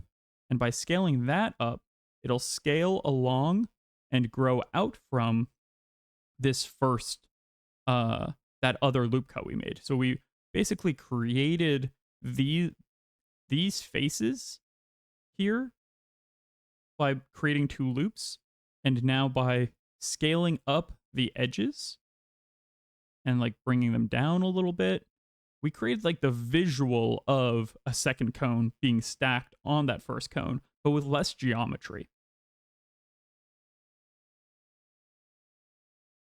Yeah, and then you can keep doing that here. Like you can scale this down if you want it to have like a little, now it's got like a little bit of a almost witch's hat personality. Oops. I accidentally didn't grab everything because I don't have X-ray mode on. So when grabbing the top, make sure you have X-ray mode enabled, which is Alt Z for the shortcut, or just hit this little X-ray tab in the top right, and grab that, raise it up a little bit, turn it off, and then create a new loop cut. Shrink that loop cut down. Maybe we do that here too. Create another loop cut in the bottom half. It's like, and now this is a pretty fun tree. We can even grab some vertices at the very bottom, drag some of those out a little bit, maybe drag some in. And this is just by feel here. And there's reasons that you would originally want to do this with a cube instead. And a big one is, see how the bottom is kind of breaking? That's because this bottom is an n-gon. And an n-gon means any face that has more than 4 vertices connected to it. And that can kind of break shaders a lot of the time. There are ways to fix that. We're not going to go into those today. We're just going to move on right now. It might look a little funky in the shader, and you definitely wouldn't want it if you were bringing that into a game engine or trying to animate the tree in any way. But there are ways to fix that we will get to in the future. Right now, it's a little complicated for what we're covering. So I'm just going to add a little bit more personality and pizzazz again to some of these vertices. This is almost like a fun little witch's tree now. It's got a bit of a witch's hat vibe to it. We just did that with a few a cone, 1 knife cut, and a few loop cuts. So now we go back to object mode, and maybe we want more than one tree. So we can shift click the trunk, the branch, and the grass, or the leaves now, the top of the tree. And let's say we wanted another tree, but we're like, well, I don't want to go through all of that. Again, making that a whole second time seems like a huge pain in the tuchus, in the rear, if you will. And luckily you don't need to, because copy paste exists. But we're not going to copy and paste here. What we're actually going to do is, once we've got all these 3 things selected, we're going to hit Shift D for Shift Duplicate. And then you'll see a duplicate of that tree has immediately been created. And we're already grabbing it immediately. So let's put it in a general place we want it to be. Let's maybe put it a little bit. Let's hit grab and then Y to bring it a little bit further back. Let's even rotate it a little bit. Just make it so it doesn't look exactly identical to the other one, just with some rotation, scale, and its placement. And then let's do that again. Let's duplicate it again with selecting them all. You can either box select like this, where you click and drag over what you want, or you click the trunk, the branch, and the leaves, and then hit Shift D again. And then we can just kind of rotate.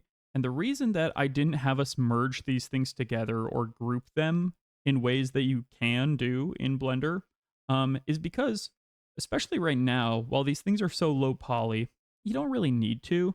And it can be kind of fun to be able to rotate these things. Like if I rotate and then hit Z to rotate them in kind of this spiral spin motion, we can like make them all look a little different from each other. Or maybe rotate and then X, and then just make sure that they're still tweaked into each other. And now they look a little different from each other. So and obviously, or we could hit Shift D on just the branch, and we could rotate that. And now suddenly this tree has 2 branches, and that really helps it look like it's not just copied and pasted. So you can start creating elements that are essentially Lego pieces that you can copy and paste or duplicate with Shift D, Um, and then rotate, grab, and scale to make them look a little different. Like they're not just exactly copy pasted everywhere. And that really helps, when you're building whole towns, you can start building pieces out so that um uh they're a lot more modular. All right, so we've got the house, the ground plane, and a few trees. But if you notice now, the house is starting to look actually a little plain. There's no windows or there's not a door to get in the house.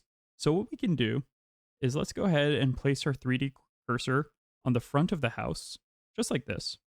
With Shift and right click, we'll hit Shift A to bring up the Add menu. Let's add a new cube.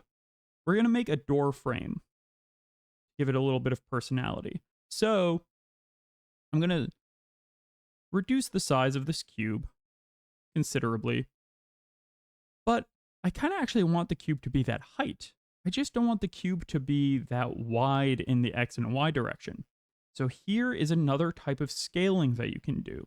When you want to scale, rotate, or grab something and move it along 2 of the 3 axes, what you can do is so in this case, we're going to do scale. So I'm going to hit S, and then I want it to scale along every axis except Z, right? The height. So I'm going to hit Shift Z, and suddenly you see both the Y and the X axis show up. So if we shrink it now, it gets thin, but it stays long. That can be really helpful. It's mostly helpful for scaling, but it can be helpful for rotation and movement as well. I primarily, I would say, use it for scaling. I'm just going to scale it down a little bit now, bring it up and to the side. And then let's go ahead and enter edit mode. This is going to be basically our base plank. We're not creating the full door frame. We're just going to, actually, you know what? Let's create the full door frame out of a single mesh. I'm going to teach you something new. We're going to loop cut to one in the center and just move it a little bit. We're going to I'm imagining this being kind of fantasy world with slightly crooked wood. So I'm creating these loop cuts with Control R and then just moving the loop slightly as we've done before.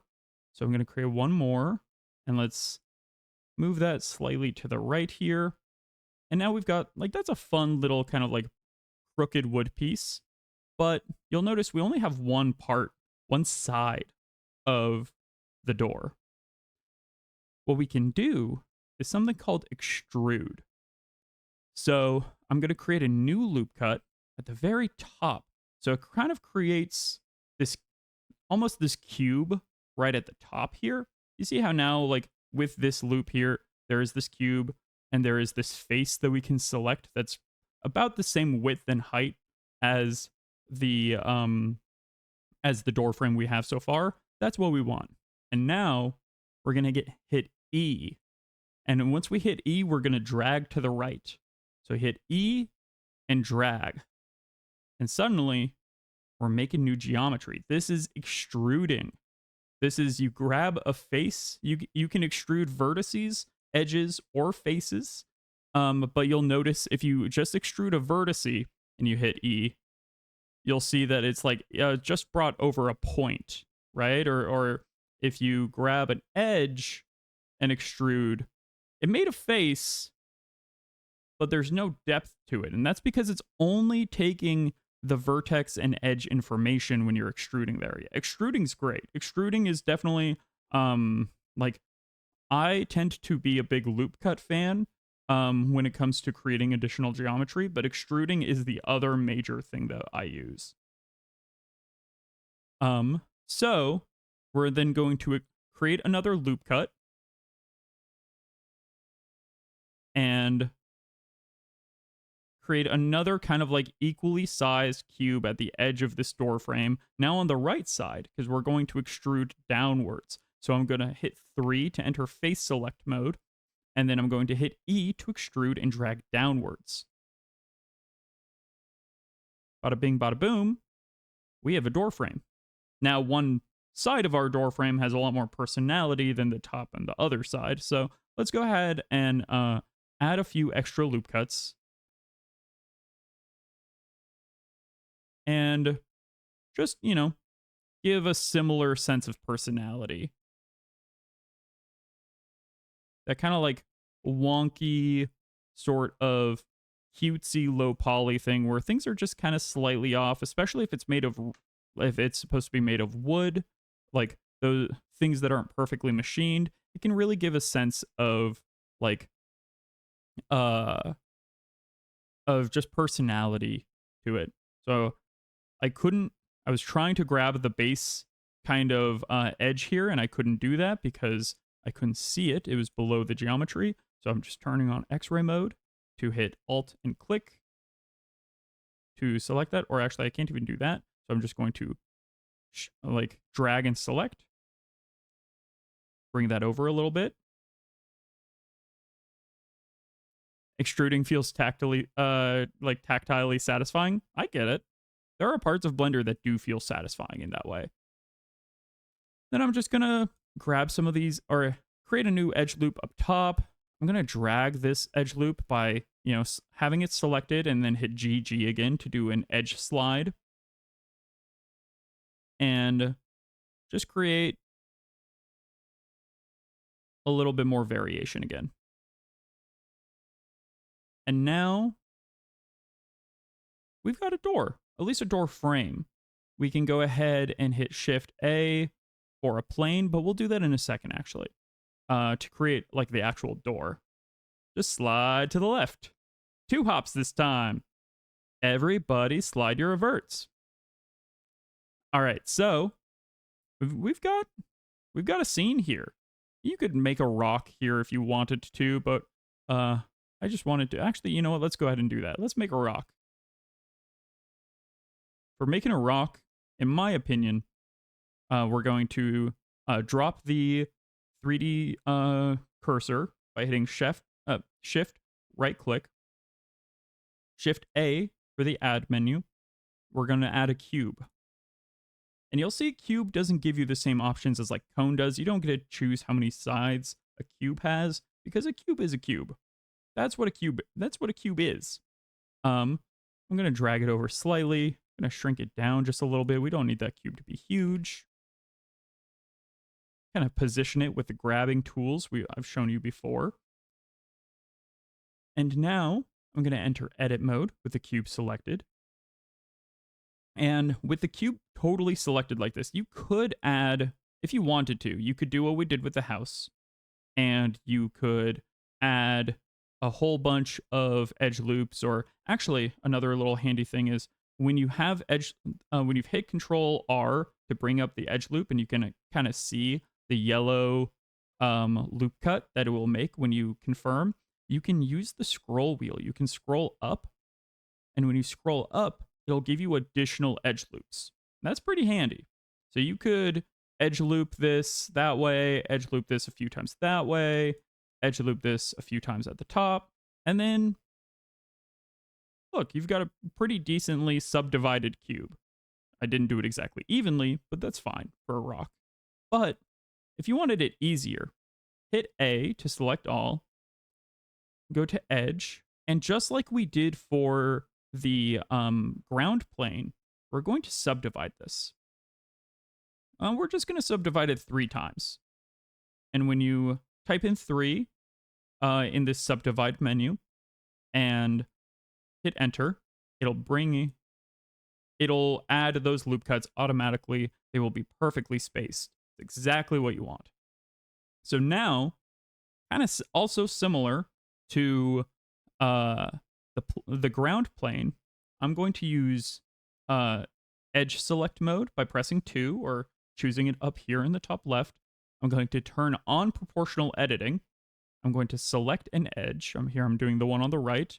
And you can see right now proportional editing is so big that you can't even see the circle, but it is on. So I'm going to scroll up to reduce the size of the proportional editing. And then I'm just going to push down. And we're just going to, and then I'm swapping to vertex mode to grab a vertex from the corner. I'm pushing that in with the grab tool and proportional editing. And I'm just, you don't have to be perfect with a rock. That's one of the best things about a rock is you can just kind of like feel it. Sometimes you want to use vertex select, sometimes you want to use edge select, sometimes you want to use face select. It all depends on like how broadly you're trying to affect change in your model.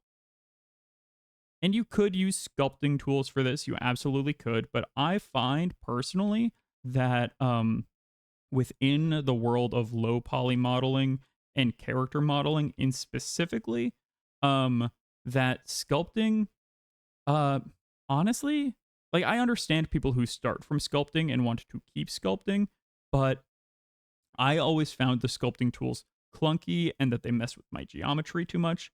I prefer just using edit mode personally. There are times I will use sculpting tools, specifically smooth or inflate, but mostly smooth or grab. Other than those, I never really touch the sculpting tools. They get really messy really quickly with your geometry. And so now I'm just playing. I'm messing around with this rock. I'm putting it in a general shape that I think a rock would be. I'm trying to smell what it's cooking. And I think that looks pretty good. And similar with the plane for a rock, especially, I think shade auto smooth would be our best choice here. And once you actually hit that, maybe you decide you want to yes, sculpting tools aren't that great if you don't have enough vertices in your model as well. Yes, and if you choose to let the sculpting tool add vertices to your model, it kind of becomes a nightmare. As you can choose to let them add the vertices to make the sculpting work, but it increases your polygon count immensely, and then you end up having to re-sculpt over it anyway because it probably made a really messy selection of your mesh, or it probably made a real mess of your mesh. So I find that doing things mostly in edit mode just prevents me from having to do work twice, to be honest. Something like that. That's a decent looking rock. Let me make it thinner. I'm just going to select all, scale it, kind of scale it down that way. Yeah, that's a rock. That's a rock I've seen in the world. Rotate it. And there we go. Now we've got 3 trees, a rock, and a house, which is not a new NBC sitcom starring Dwayne The Rock Johnson. Look at all this. We've got grass, we've got a house, we've got a door frame, we've got trees, we've got a rock. But you might be thinking, it's all a little bit gray though, isn't it? It's all just kind of a little gray, a little dull. Well, worry no longer. What we're going to do is we are going to enter. This is the first time we're going to touch any of these tabs up here. This entire time we've been up in layout. Now we're going to go to the shading tab. So we're going to click on shading and don't get scared. I am going to close out. I'm going to merge, right click, merge, join left. Hey, thank you for the follow, Mewy Poison. Appreciate it. But we're going to keep these. I'm just getting rid of the file folders. So, I mean, I don't have anything that y'all can't see, but it's one of those things where it's like, y'all don't need to be seeing my Magic the Gathering proxies right there. You know, that's private. That's between me and my play table. And so now that we're in render mode, all of a sudden you can see, wait, and now it's all white. There's this background. It looks kind of cool already, even just as white. But we're going to start adding materials to things. And materials are textures and shaders, essentially. Shader is a term for a texture, essentially. If you're coming from a games background, a shader is like the base color and how lighting affects that base color of a material. So we're going to start creating those for our objects now. So first, we are going to need to go to the rendered viewport shader. And you're going to be like, what? Where did the sky go? we're about to create the sky because in Blender we are all powerful. So, if you are in the rendered view like this under the shading tab, go now to this new window at the bottom middle window, and you'll see right where it says object there. You'll see now, instead of, if you click on that little object tab, not the object tab in the top where we were doing it before, but this new shader window object tab right here where my mouse is following over or hovering over. If we click on that object tab, we're going to go to world. And for whatever reason, when it opens for me, I always have to use my middle mouse to click in and drag upwards to see the shader. It always starts a little too high up. I don't know why it does that. Like I have to, so I'm just going to scroll upwards. And now here we can see background. And there are really cool ways that you can import your own textures to be your background. You can create color ramps and do all sorts of interesting, neat stuff with that. We're not going to worry about that right now. We're going to keep it super simple. We're going to do click on the color. I typically keep the color about maybe a little bit towards yellow and mostly up towards white. And it's going to look like it blows everything out. The reason that that's happening is because right now we don't have a sun source to give anything, and we also don't have materials assigned to anything. So here in the collection view, in the upper right, let's drag that down. It's got a bunch of cylinders now from all the trees we duplicated. We're going to click on the light. Drag this down so that you can see the light, and then click on that. Then in this tab right here, kind of below the collection, you'll see the very bottom tab is a little light bulb. It says data. We're going to click on that. And then now you'll see, oh, hey, there's this whole kind of window here, this like sub menu for light specifically. We're going to turn the light from being a point light into the sun. Wow. Look at that. For some reason, Blender defaults the sun to being 1000 watts per meters. That's too strong for just about any Blender scene from my experience. So we're going to click on 1000 and we're going to bring the sun down a notch to 5. And now you'll see it looks a little bit more normal. It still is kind of like intense shadow, but once we start adding textures, it's not going to look, or shaders, it's not going to look that intense. You can also, just like you grab objects, you can select the sun here in the scene, and you can grab the sun just like you always wanted to do when you were little. You can drag and move the sun around, but you'll notice that like grabbing the sun really doesn't change anything. Rotating the sun will. Rotating the sun along the z-axis is basically changing time of day and like sun direction, right? Not actually time of day because color's not changing anything, but it is changing the sun direction. And then the angle is how kind of intense or diffuse the light is. That's not actually the angle of the light. To change the angle of the light, select the light, hit R to rotate, and then Z to give it a little spin. What do you want, Mary? You want the sun? I'll throw a big lasso around and pull it down for you. And we've finally fulfilled on our promise. So now we've learned to control the sun. But the world is laden with snow. And by that, I mean it has no materials. Oh, you can also see my tree is actually not in the ground entirely. I'm just going to grab that and drag it down a little bit. So it is.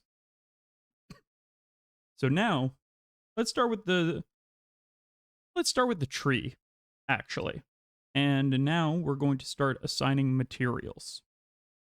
So I'm going to start by making a material for the tree trunks.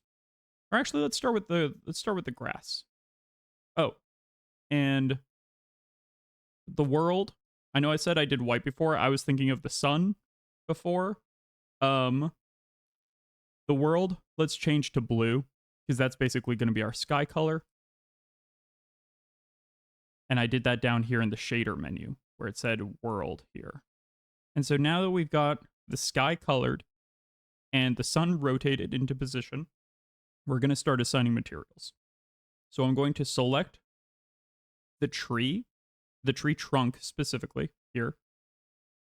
And if you wanted to be a good organized artist, once you select this tree trunk, you would see like, oh, here in my collection, it just says cylinder. Let me change that to tree trunk 1, and then you would select this. See, it says cylinder 001. You can double click on that and then write branch 1. And then you could start organizing them like that. A cone, name this like leaves 1. And now you know all of the ones with 1s are a single tree. You could do that for the sake of the rest of speed right now. I'm not going to. So I'm going to select the top. Actually, no, we're going to select the ground plane, right? And then in that same tab that we chose world earlier, we're going to return to object. And you'll see when you return to object, it should say slot and then have this little world icon and then a little plus new button. There should be no materials that exist yet in your world. We're going to create one now.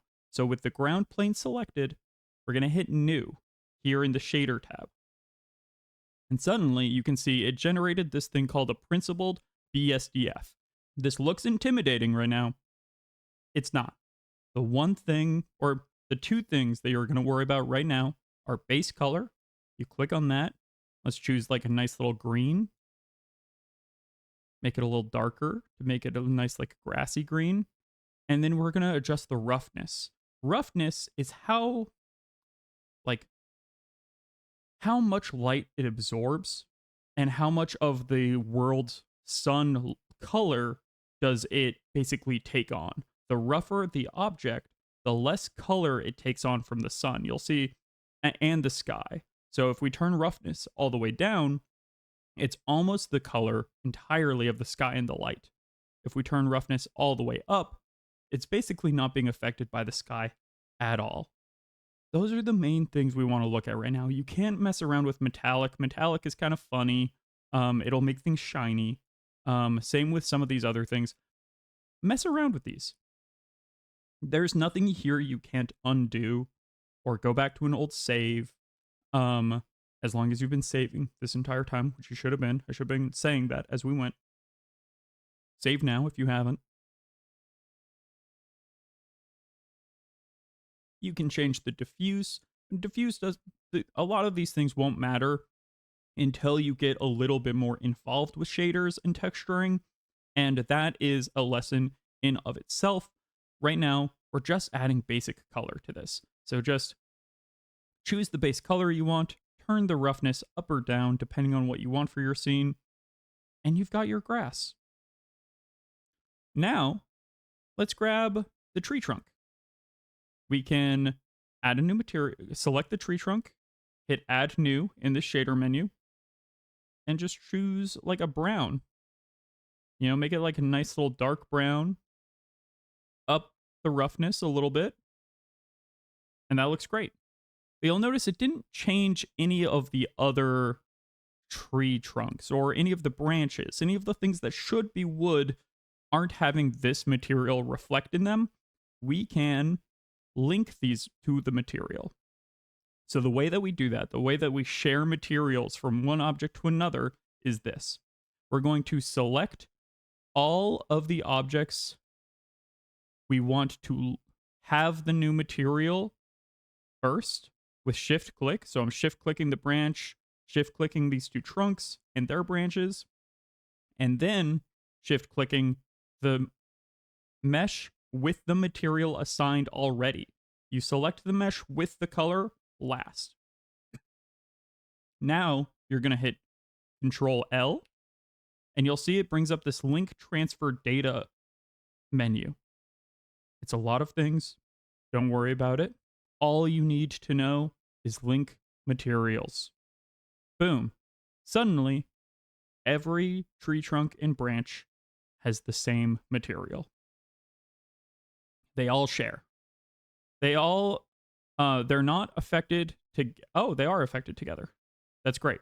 So if you want to affect one of them, you can just change one and it will have that effect on the rest of them. So now we're going to do the same with the treetops. So now just click the treetop, hit new on the shader menu, go up to the base color, make it like maybe like a kind of a brighter yellow green here, maybe slightly darker. Actually, what if we make it like a nice fur green? And then again, we're going to up the roughness up kind of high. And then that's a pretty nice looking tree. I like the way it contrasts with the ground. You can see it pretty clearly as its own thing.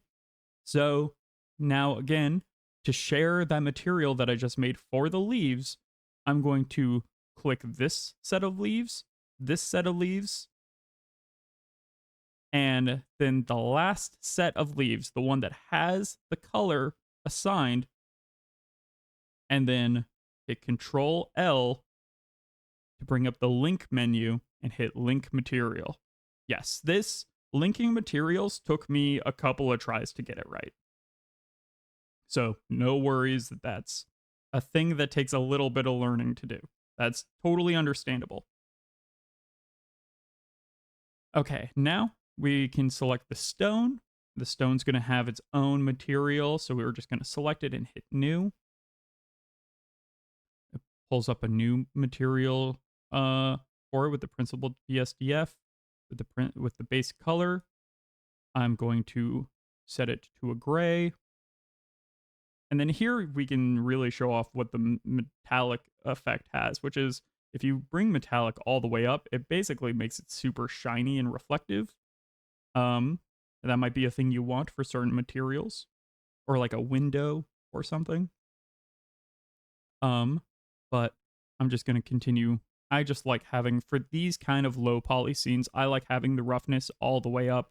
I like having, it gives it a more toon shaded feeling. So now we've just got, we've got the door and the house. So let's do the door. Click on the door frame. Click new. And then down at base color in the shader window, we're going to click on the white.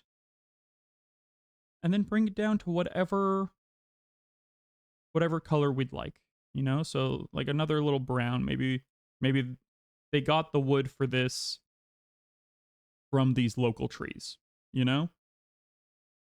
So they're a similar color. Now for the house. Oh, the house, because it was our original cube, has a material assigned to it already. If yours doesn't, you can click the house and hit new, but ours came with one already. So click on the house and then choose a base color. Let's go with red.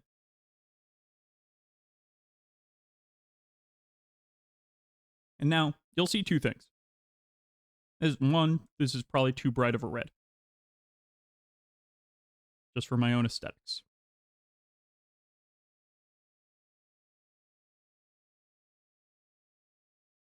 Maybe we do a lighter orange. Now you'll see there's no door color because we didn't actually create a door. We just put a door frame in front of the house. And two, it gave the roof the same texture as it gave, or the same like color that it gave the house because they're the same mesh. So we'll approach these one at a time. First, let's make a door. We know how to do that already. We're going to shift right click to bring the 3D cursor kind of right on the house where we want to add the new object. We're going to hit Shift A, create mesh, plane, and you'll see now it's rotated 90 degrees. So we're going to hit R, and here's a really handy thing, R, X, and then instead of eyeballing it like this and trying to get it exactly 90 degrees, you can hit R, X, and then 90. to bring it exactly 90 degrees up along the x-axis. That's just a little handy trick. You can do that with any number. If you want it 45 degrees, if you want 180 for something, you can do that. I'm going to drag out the plane so that it's not clipping.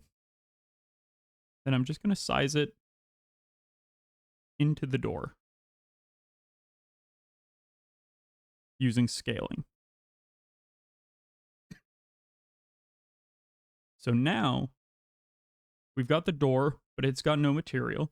So with the door selected, in shading mode, we're going to hit new and give it we'll make it a red door. That's fun. That pops. So maybe this is all you want, right? Maybe this is good. A red door, couple trees, a stone. If this is where you're happy with for your first Blender scene, this is huge progress on a first Blender scene. To be able to do that in a few hours, to go from zero, to go from literally a gray box that you don't know how to move to a full scene, that takes effort and concentration. So now, but if you're unsatisfied because you're looking at this and you're like, well, I really wish that the roof was a different color or texture than the rest of the house, we can do that. One mesh, which again, all these vertices and stuff, one mesh can contain multiple materials. So what we're going to do is we're going to select the house. We're going to hit tab to enter edit mode. We're going to hit 3 to enter face select. And we're going to select all of the faces of the roof. And I'm just rotating around and I'm using shift click to do this. So I've selected all of the faces of the roof. So now we can go ahead and we're going to need one of these other tabs for the first time. We're going to go down right below this material or this data tab. We're going to click on this material tab. It almost looks like it's not the world because the world properties are up here. This is the material tab. It's a red circle down at the very bottom when you're selecting something. And then with the roof faces still selected, we're going to hit the plus sign here at the top right of this material window, here to the far right. That is going to create a new material, or it creates the space for a new material. Then we hit new down right below, and that creates the new material. You'll see it's not reflected yet in the mesh though, but keep the roof faces selected. Change the color to be whatever you want it to be. I'm going to have a bright yellow roof. And now, with the roof faces selected, you can hit assign. And you'll see suddenly that part of the mesh becomes yellow. We can make it a little rougher and maybe change the color of the yellow a little bit so that it's not so bright. Or maybe we do bright blue. That actually looks kind of nice. So now we've got a blue roof. And let's say you made that and you accidentally didn't have the faces selected. That's totally fine. So I'm going to go ahead and reassign the house material to the roof. And let's say you've created this blue material without, and you haven't immediately assigned it to anything. You can select all of the faces you want to assign that material to now. You don't have to have it selected that whole time, like I was kind of making it seem like you do. You don't need to do that. You can select them after and then hit. Make sure you have the proper material selected. So this one's called material 7. And then hit assign. And then bada bing, bada boom. We've got a blue roof. And there you go. you've got a full first scene. You can keep playing with this. You can go back into object mode. You can be like, I want to add a doorknob. And you're like, maybe I'll try a UV sphere. And you're like, well, now I've got a doorknob for the UV sphere. If you do add it, I would recommend using this bottom left pop-up menu to make it fewer segments. Maybe make it like 16 and 8 segments. And then shrink it down. But now you've got a nice little, a cute little doorknob. And you can see already how you're going to start using these things to start blocking out scenes, characters, vehicles, you know, anything you want them to be. I'm just adding a new material to the doorknob. Maybe we actually make the doorknob very metallic. And you can see it's nice and shiny. Turn it on to auto smooth and it's reflecting the sun. And then you just start playing. You're at the point now. If you can do all of this stuff, start playing. Start save regularly and save new versions of your work in case something messes up. But start playing around. Try making a character out of the basic building blocks. Try making a storefront or a table or a food cart, right? Like, just as a quick example, I'm gonna make a super basic food cart. I'm gonna right click over into somewhere. I'm gonna create a cube.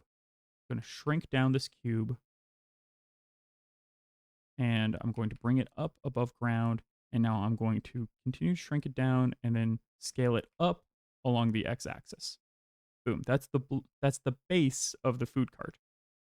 Now, I'm going to hit Shift A. I'm going to move the 3D cursor again to where I want the wheel to start on the food cart. And let's use a cylinder, right? We're going to need to rotate the cylinder. We'll shrink it down along the y-axis and then scale it up along all of the other axes other than y. So the z and x. And then I'm going to take this cylinder, I'll Shift D and duplicate it, and create basically the wheels, right? And then, let's see, it has, usually those food carts have a little stand. So we can create a cube right there, shrink that cube down tiny, scale it along the z-axis, move it into place. And we've got a little stopper. And then you can move the 3D cursor up here and put a little, create another cylinder. And this one will be like the start of an umbrella. So we're going to scale it along everything but the Z again, because the umbrella is nice and thin. Scale it exclusively along the Z to make it tall. And then we can create a cone, rotate it in place,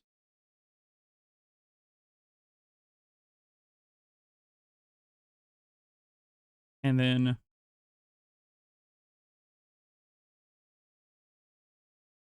bang, you've got a food cart.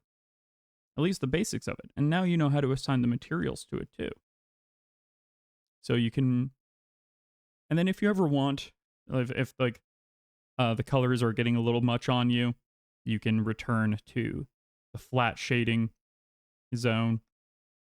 And you can start making, you could even make like a tiny little mustard, right? You could make a cylinder that's really small. Oops, accidentally went into X-ray mode.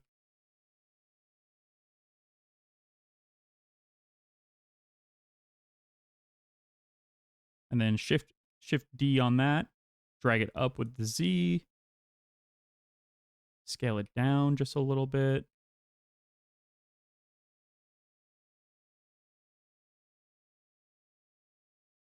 And just by getting used to scale, rotation, grabbing, and loop cuts, and you can do so much.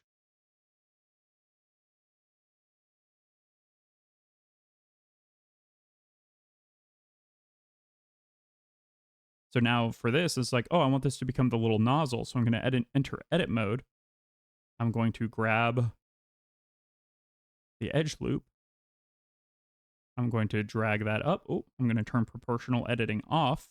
That's up here, this little circle again. I'm going to drag it up. Then I'm going to scale it down. And boom, now I got a little nozzle too. So it's like, and then I could duplicate that and make a ketchup bottle. You just start like, once you get comfortable, you can start iterating on this stuff really quickly. So just start playing around. Once you've got a fundamental understanding on adding objects, grabbing them, rotating them, and scaling them, either free scaling and rotating and grabbing, or along specific axes, and then practice going into edit mode with some of them and adding details, you know, like adding a loop cut or two into some of the things and then bringing them down or up to add some interest. Stuff like that. And just start playing. That's how you learn the most, is by having fun and kind of exploring. You know, you can mess around and not have anything in particular in mind. I do recommend having something generally in mind that you're trying to create, but be loose with what it turns into. You know, I wasn't imagining the house would look like this, but I thought it was fun, so I let it look like this. And now you've got a full scene of a house, some trees, a rock, and for whatever reason, a food cart. So thanks y'all for joining me. Thanks for all the questions, all the new follows. If you have any questions at all, feel free to hop in the Discord, ask me questions there. I'll be happy to try and answer them as best as I can. And I hope, you know, I'm no Blender expert by any means, but I think I'm close enough to being a beginner from just a few years ago that I remember the things that tripped me up. And so hopefully in that regard, I can make it beginner friendly by thinking of all the little basics that I think people who are too advanced kind of end up skipping over.